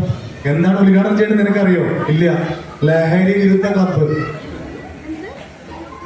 ഞാൻ രാവിലെ ആണ് അടിച്ചിരിക്കുക. അപ്പൊ മൂപ്പർക്ക് അറിയില്ലല്ലോ, ഞാൻ തന്നെ പോയി ഉദ്ഘാടനം ചെയ്യണം. അപ്പൊ ഞാൻ പറഞ്ഞു, സർ CI സാറ് പറഞ്ഞതല്ലേ, കേൾക്കണ്ടേ, അല്ലേ പ്രശ്നമാവില്ലേ, സാർ ഒരു കാര്യം ചെയ്യൂ, യൂണിഫോം ഇടൂ, എന്നിട്ട് വരൂ, വന്നിട്ട് സാർ അവിടെ ഇരിക്കുക, പക്ഷെ മായ തുറക്കരുത്, ഗൗരവത്തിൽ അവിടെ ഇരുന്നോളൂ, ഞാൻ പറഞ്ഞോളാം, സാർ സുഖമില്ല, തൊണ്ടയ്ക്ക് സുഖമില്ല, സംസാരിക്കാൻ വയ്യ, അതുകൊണ്ട് ഉദ്ഘാടനം ഞാൻ ചെയ്തോളാം എന്ന് പറഞ്ഞൊരു ഡീലൊക്കെ ഉറപ്പിച്ച്, എന്നാൽ അദ്ദേഹം വന്നു എന്നുമായി പരിപാടി നടക്കുകയും ചെയ്യും. ഒരു ഡീൽ ഉറപ്പിച്ച് ഞങ്ങൾ പോന്നു. അങ്ങനെ വന്നു, അദ്ദേഹം ഇങ്ങനെ തിരക്കിലിരുന്നു. ഇപ്പുറത്ത് ഞാൻ, അതിപ്പുറത്ത് HM head master, PTA president, നല്ല വലിയ 500 കുട്ടികളുണ്ട്, നല്ല വലിയ പരിപാടിയാണ്, നല്ലൊരു പ്രോഗ്രാം, ഇതുപോലത്തെ ഒരു വർണ്ണാഭമായ ഒരു പ്രോഗ്രാമാണ്. പക്ഷെ അടിച്ച സാധനത്തിന്റെ മണം അവിടുന്ന് ഇങ്ങോട്ട് പോകുന്നുണ്ട്. HM അത് വേഗം കിട്ടി. രണ്ടെണ്ണം അടിക്കുന്ന ആളാണെന്ന് എനിക്ക് അറിയില്ല, എന്തായാലും കിട്ടി. അടിക്കാത്ത ആളാണ് ഞാൻ വിശ്വസിക്കുന്നത്. മണം കിട്ടി. സാർ എന്നോട് പതുക്കെ ചോദിച്ചത്, എന്താ ഗണേശ ഒരു മണം വരണേ? ഒന്നുമില്ല സാറേ. ഒന്നുമില്ല എന്ന് പറയണ്ട, സംഭവം എനിക്ക് മനസ്സിലായി. പിന്നെ ഇവിടെ നടക്കേണ്ടത് ലഹരി വിരുദ്ധ ക്ലബ്ബാണ്, ബാർ ഉദ്ഘാടനം ചെയ്യാനല്ല വിളിച്ചിരിക്കണേ. ഇയാൾ ഈ കോലത്തിലാണോ ഈ വന്നിരിക്കണേ? എന്റെ മക്കൾക്ക് നല്ല കാര്യങ്ങൾ പറഞ്ഞു കൊടുക്കാനാ ഈ പ്രോഗ്രാം സംഘടിപ്പിച്ച്. അവിടെ മദ്യപിച്ചിട്ടാണ് ഇയാൾ വരണേ. സാറിന്റെ ശബ്ദത്തിന് പൊന്തി വരിക. ഞാൻ പറഞ്ഞു, സാറേ പ്ലീസ് പ്ലീസ് ഒന്ന് ശബ്ദം കുറയ്ക്ക്, ഈ മണം അങ്ങോട്ട് സദസ്സിലേക്ക് മണം പോകില്ല, കുട്ടികൾക്ക് മണം കിട്ടില്ല. സാറ് തൊട്ടടുത്തിരിക്കുന്നത് കൊണ്ടാ മണം കിട്ടിയേ. അതുകൊണ്ട് സാറ് പ്രശ്നം ഉണ്ടാക്കല്ലേ, ഉദ്ഘാടനത്തിന് എന്നെ വിളിച്ചാൽ മതി, ആ ഡീൽ ഉറപ്പിച്ചിട്ടാണ് ഞങ്ങൾ വന്നിരിക്കണേ എന്ന് പറഞ്ഞു. അങ്ങനെ അധ്യക്ഷ പ്രസംഗം കഴിഞ്ഞിട്ട് അദ്ദേഹം ദേഷ്യത്തിലാണ് എന്നോട്, ഉദ്ഘാടനം ചെയ്യാൻ മിസ്റ്റർ ഗണേശനെ വിളിക്കുന്നു എന്ന് ദേഷ്യത്തിലാണ് പറയണേ. ഇത് മനസ്സിൽ പോണില്ല. ഞാൻ ചാടി എണീറ്റു, ഡീൽ ഉറപ്പിച്ചതല്ലേ. പക്ഷെ അതുവരെ പറഞ്ഞ ഡീലൊക്കെ മൂപ്പര് മറന്നിരിക്കുന്നു. അപ്പോൾ സാധനം തലക്കി പിടിച്ചു. എന്നെ നോക്കി ഈ കൈകൊണ്ടേ നീയോ ഇൻസ്പെക്ടർ അതോ ഞാൻ ഇൻസ്പെക്ടർ? തലയിരിക്കുമ്പോ ബാലാടണ്ട, ഞാൻ ഉദ്ഘാടനം ചെയ്യും. ഞാൻ പറഞ്ഞു, സാറ് ഉദ്ഘാടനം ചെയ്യും. ഞാൻ ഉറപ്പിച്ച് എന്റെ പണി പോയി, ആളുടെ പണി പോയി. ഇതുപോലെ റെക്കോർഡ് ചെയ്യപ്പെടുന്നുണ്ട്, എല്ലാ ചാനലിലും വരും. ഈ മൈക്കിലൂടെ എന്തൊക്കെ വിളിച്ചു പറയാൻ പറ്റില്ല. അവസാനം എല്ലാ കേരളത്തിലെ പ്രമുഖ ചാനലുകളിൽ വരും. എന്താ വരിക? പിറ്റേ ദിവസത്തെ വാർത്ത, മദ്യപിച്ച് മതോന്മത്തരായി 2 എക്സൈസുകാർ ലഹരി വിരുദ്ധ ക്ലബ്ബ് ഉദ്ഘാടനം ചെയ്യാൻ വേണ്ടി വന്നു. ഞാൻ കുടിച്ചില്ല എന്ന് പറഞ്ഞാൽ ആരെയും വിശ്വസിക്കുമോ? ഞാനവിടെ ഇരുന്നു, എന്റെ പണി പോയി, ഉറപ്പിച്ചു. പക്ഷേ ഈ വന്ന് ആ മൈക്ക് എടുത്തിട്ട് അദ്ദേഹം 4 സെന്റൻസേ പറഞ്ഞുള്ളൂ. ആ പറഞ്ഞ സെന്റൻസ് അതുപോലെ ഞാൻ പറയാണ്. ഈ വേദിയിലിരിക്കുന്ന 500 കുട്ടികളെ നോക്കിയിട്ട് അദ്ദേഹം ആദ്യം പറഞ്ഞു, എന്റെ പൊന്നു മക്കളെ, മദ്യപാനത്തിന്റെ ലഹരിയുടെ ദുരന്ത സാക്ഷിയാണ് നിങ്ങളുടെ മുന്നിൽ നിൽക്കുന്ന ഈ ഞാൻ. മനസ്സിൽ പറയാ, സ്വന്തം അഡ്മിറ്റ് ചെയ്യാം. നിങ്ങൾക്കറിയോ, നിങ്ങളുടെ പ്രായത്തിൽ ഒരു തമാശയ്ക്ക് വേണ്ടി ഇത്തിരി തുടങ്ങിയതാ. ഇപ്പൊ എന്റെ അവസ്ഥ എന്താണെന്ന് അറിയോ? രാവിലെ 2 പെഗ് കഴിച്ചില്ലെങ്കിൽ എന്റെ കൈകാലം വരയ്ക്കും, എനിക്ക് എഴുതി നിൽക്കാൻ വയ്യ. ഇപ്പൊ ഇന്ന് രാവിലെ കൂടി കുടിച്ചിട്ടാണ് ഞാൻ നിങ്ങളുടെ മുന്നിൽ വന്നിരിക്കുന്നത്. ഒരു നിമിഷത്തെ നിശബ്ദനായി ആ കണ്ണടയ്ക്ക് എടുത്ത് താഴത്ത് വെച്ച് തുടച്ചിട്ട് അദ്ദേഹം പറഞ്ഞു, കൂടി വന്നാൽ 6 മാസമേ ഇനി ഞാൻ ജീവിച്ചിരിക്കൂ എന്ന് എനിക്കറിയാം. അത്രേ എനിക്ക് ആയുസുള്ളൂ എന്ന് എനിക്ക് ഉറപ്പുണ്ട്. അതുകൊണ്ട് എന്നെ പോലെ ഒരിക്കലും നിങ്ങൾ ആവരുത് മക്കളെ. ഇതാ ഈ ലഹരി വിരുദ്ധ ക്ലബ്ബ് ഞാൻ ഉദ്ഘാടനം ചെയ്യുന്നു എന്ന് പറഞ്ഞ് ആ ക്ലബ്ബ് ഉദ്ഘാടനം ചെയ്ത എന്റെ പ്രിയപ്പെട്ട ഇൻസ്പെക്ടർ 6 മാസം പോയിട്ട് 3 മാസം കഴിഞ്ഞതേയുള്ളൂ. ആ പരിസരത്തുള്ള ഒരു പ്രദേശത്തു കൂടെ വാഹനം ഓടിച്ച് ഞാൻ പോവാണ്. ഇടതുഭാഗത്ത് അദ്ദേഹം ഇരിക്കുന്നുണ്ട്. ഇങ്ങനെ പോയിക്കൊണ്ടിരിക്കുമ്പോൾ അദ്ദേഹം ഈ വലത് കൈകൊണ്ട് എന്റെ ഈ കാലിൽ നിന്ന് തട്ടി. ആ തട്ടിയപ്പോ വാഹനം നിർത്താനാണെന്ന് എനിക്ക് മനസ്സിലായിട്ട് പുറത്ത് എന്തെങ്കിലും കണ്ടിട്ട് ഇവിടെ നിർത്ത് എന്ന് പറഞ്ഞിട്ട് എന്നെ പിടിക്കാൻ വേണ്ടിയിട്ട് നിർത്തി. പക്ഷെ നിർത്തിയപ്പോ മറു കൈ അദ്ദേഹം ഇങ്ങനെ വായി പൊത്തിപ്പിടിച്ചിട്ടുണ്ട്. ആ വാഹനം നിർത്തിയപാടെ അദ്ദേഹം പുറത്തേക്ക് കൈയെടുത്തു, പുറത്തേക്ക് ഛർദ്ദിച്ചത് മുഴുവൻ രക്തമായിരുന്നു. നേരെ അടുത്ത ഹോസ്പിറ്റലിൽ അവിടെ നിന്ന് മെഡിക്കൽ കോളേജിൽ കൊണ്ടുപോയി. അവിടെ ICU കിടക്കുകയാണ്. പിറ്റേ ദിവസം രാവിലെ ICU കയറി കാണാൻ വേണ്ടി എനിക്കൊരു അവസരം കിട്ടി. ഞാൻ അതിന്റെ അകത്തേക്ക് കയറുമ്പോ അങ്ങനെ വലിയ ICU ആണ്, ഒരുപാട് ആൾക്കാരെ കിടക്കുന്ന കോഴിക്കോട് മെഡിക്കൽ കോളേജിന്റെ. കയറിയ പാടെ അങ്ങനെ തലക്കിലാണ് ഞാൻ കിടക്കണേ. അവിടുന്ന് അദ്ദേഹം എന്നെ കണ്ട പാടെ കൈകൊണ്ട് ഞാൻ കാണിച്ചു. അപ്പൊ എനിക്ക് വല്ലാത്തൊരു ആശ്വാസമായി. ആൾ കുഴപ്പമില്ല കേട്ടോ, ബോധമൊക്കെ ഉണ്ട്, അതുകൊണ്ടാണ് എന്നെ കണ്ടത്. ഞാൻ ഇവിടെ ഉണ്ട് ഇവിടെ. എനിക്കൊരു ആശ്വാസമായി, കണ്ടപ്പോഴേ ആശ്വാസമായി. ചെന്ന പാടെ വളരെ ലാഘവത്തോടു കൂടി ലളിതമായിട്ട് എന്നോട് പറഞ്ഞു, ഗണേശ കുഴപ്പമൊന്നുമില്ലടാ. അപ്പൊ അത് കേട്ടപ്പോ എനിക്ക് വല്ലാത്തൊരു ആശ്വാസമായി. കുഴപ്പമൊന്നുമില്ലടാ, കരട് പോയതാ. ഞാൻ എന്തെങ്കിലും സത്യം, ഒരു മനുഷ്യൻ സ്വന്തം കരട് പോയത് ഇത്ര ലാഘവത്തോടു കൂടി പറയാ, കരട് പോയതാ. പക്ഷെ രണ്ടാമത് കരട് പോയതാ എന്ന് പറഞ്ഞപ്പോഴേക്കും ആ ഗ്രാഫ് മാറി. നമ്മൾ സിനിമയിൽ കാണുന്ന ചില രംഗങ്ങൾ പോലെ ഗ്രാഫ് മാറി മാറി മാറി വരുന്നത് ഞാൻ കാണുകയാണ്. കരട് പോയതാ, കഴിഞ്ഞു, ഇനി ഇല്ല, കഴിഞ്ഞു. പൊട്ടി കരയും. പിന്നീട് അവനെ പൊട്ടിക്കരയാൻ തുടങ്ങി. എന്നിട്ട് പറയാണ്, എന്റെ മോൾക്ക് 5 വയസ്സേ ഉള്ളൂ, അവൾക്ക് ഞാൻ മാത്രമേ ഉള്ളൂ, അവളെ കുറിച്ച് ഓർക്കുമ്പോൾ എനിക്ക് സങ്കടം, അവൾക്ക് ലോകത്തെ ഏറ്റവും ഇഷ്ടം എന്റെയാണ്. അത് പൊട്ടി കരയാണ്. ഞാൻ പറഞ്ഞു, സാറേ കരയേണ്ട സാറേ, ഇതൊക്കെ മാറും സാറേ, സാറ് വിഷമിക്കല്ലേ എന്ന് പറഞ്ഞ് ആ കരച്ചിലിന്റെ അവസാനം അദ്ദേഹം റിലാക്സ് ആയ സമയത്ത് അദ്ദേഹം എന്നോട് പറഞ്ഞു, എല്ലാ കോളേജിലും എല്ലാ സ്കൂളിലും പോണ ആളല്ലേ, മക്കളുടെ മുന്നിൽ പോണ ആളല്ലേ നീ, ഇനി ഏത് കോളേജിൽ പോകുമ്പോഴും സ്കൂളിൽ പോകുമ്പോഴും അവിടെ അവരോട് നീ എന്റെ കഥ പറഞ്ഞു കൊടുക്കണം. ജീവിതത്തിൽ ഒരിക്കൽ പോലും ഒരു ലഹരിയും തൊട്ടു നോക്കുക പോലും ചെയ്യരുത് എന്ന് നീ അവരെ പഠിപ്പിക്കണം എന്ന് പറഞ്ഞ എന്റെ പ്രിയപ്പെട്ട ഇൻസ്പെക്ടർ പിറ്റേ ദിവസം മരിച്ചുപോയി. എഴുതിക്കേണ്ട കാര്യമില്ല, പിറ്റേ ദിവസം മരിച്ചുപോയി.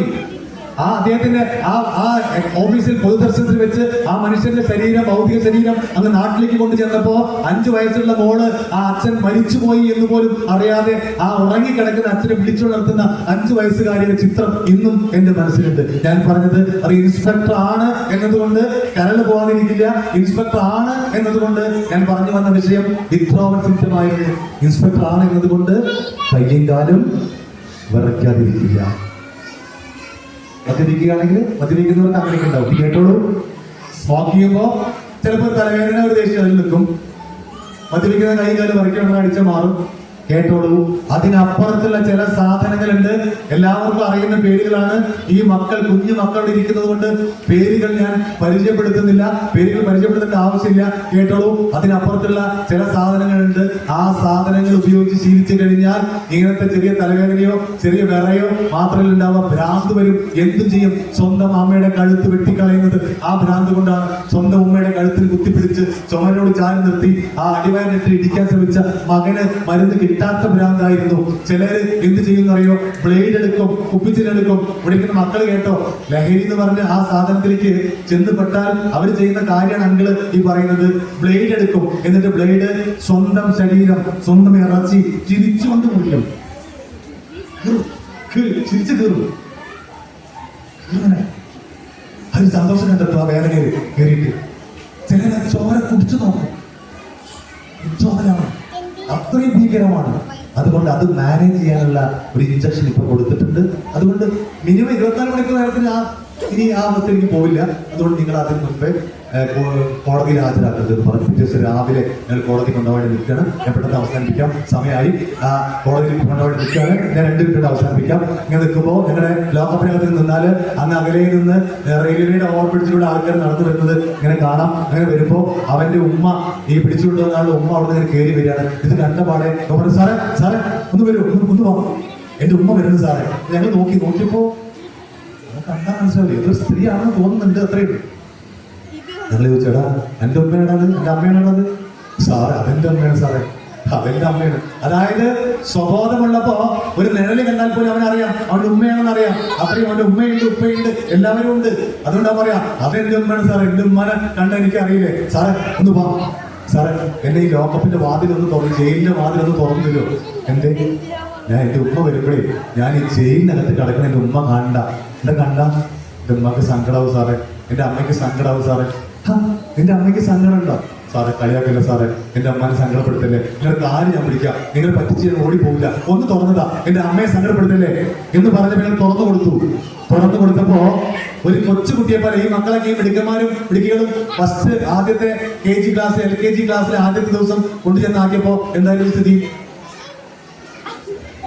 KG ക്ലാസ്സിലെ ജനലിൽ കൊത്തിപ്പിടിച്ച് കയറി കരഞ്ഞ മിടുക്കന്മാരൊക്കെ അതിലുണ്ട്. ഇപ്പൊ ഞങ്ങൾ വലിയ ആൾക്കാരാണ്.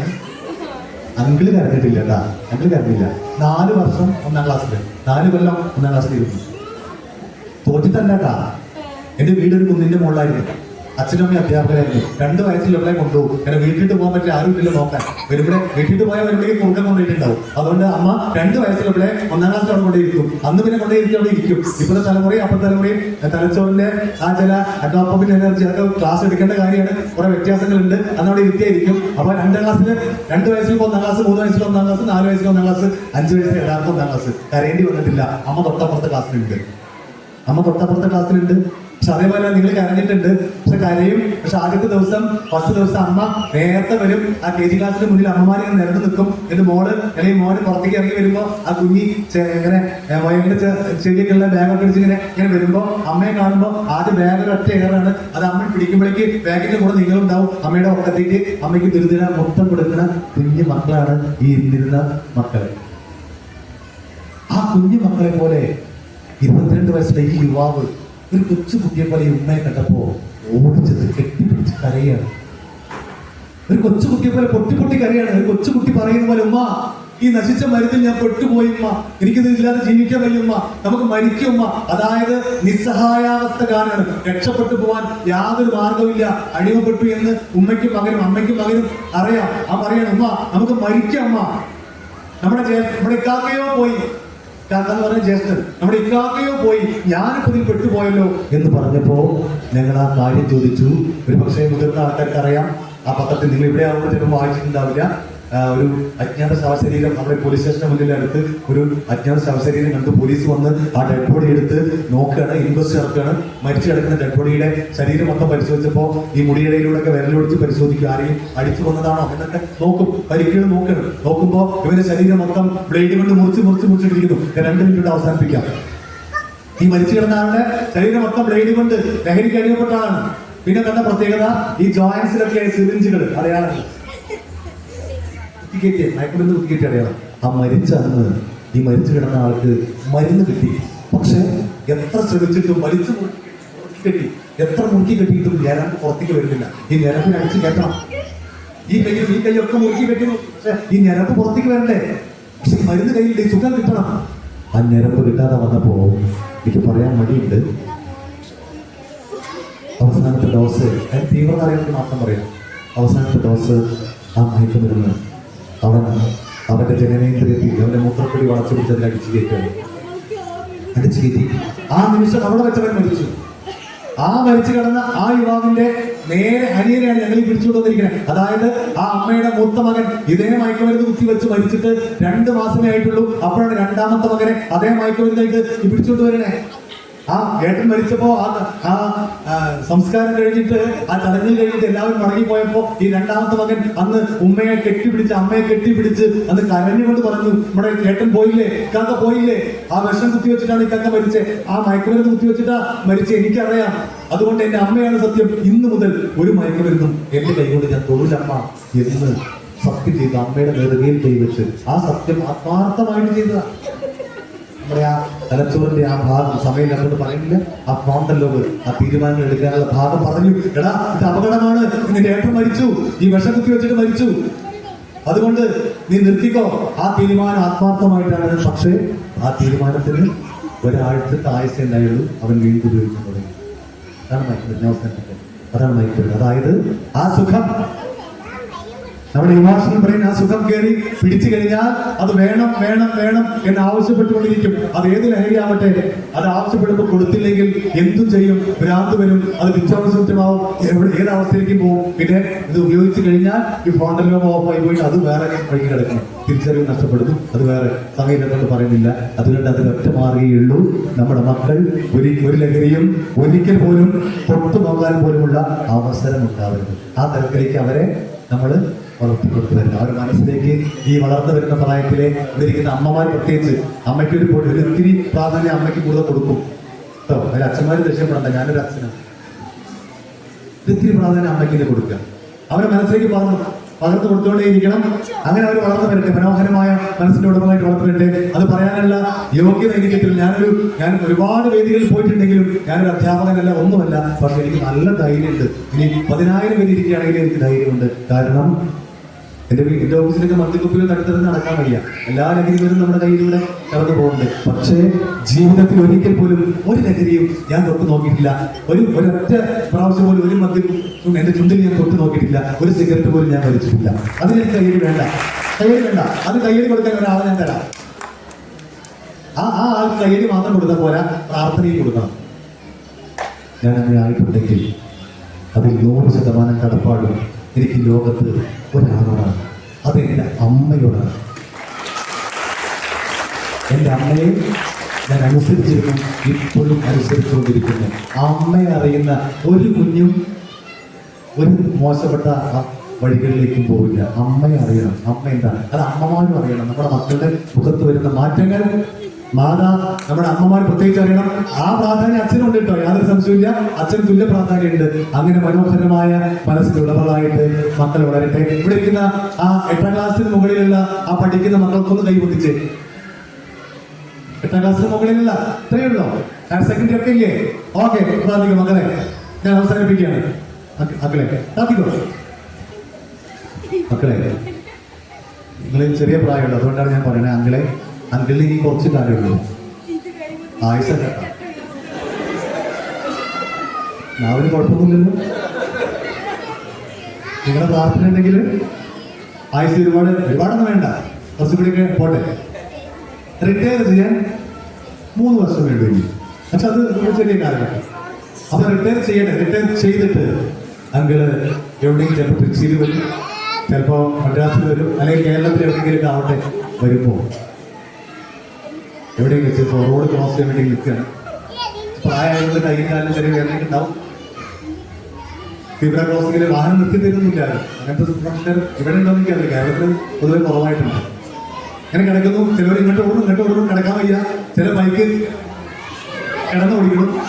അപ്പൊ കിടക്കാൻ വയ്യാതെ നിൽക്കുമ്പോ പെട്ടെന്ന് ഒരു ഇനോവ പോലത്തെ ഒരു വാഹനം അവിടെ വന്ന് നിന്നു. അപ്പൊ വലിയൊരു ആശ്വാസം. ഒരാൾക്കെങ്കിലും നല്ല മനസ്സിലായല്ലോ. അപ്പൊ അങ്കിള് വേഗം കിടക്കാൻ വേണ്ടി നോക്കുകയാണ്. അത് നോക്കുമ്പോ പെട്ടെന്ന് അതിന്റെ ഗ്ലാസ് താന്ന് വരുന്നു. അതിന്റെ ഉള്ളിൽ നിന്ന് പിടി. അങ്കിളെ ഒരു പിടി. അപ്പൊ അങ്കിളെ 1 minute പ്ലീസ്.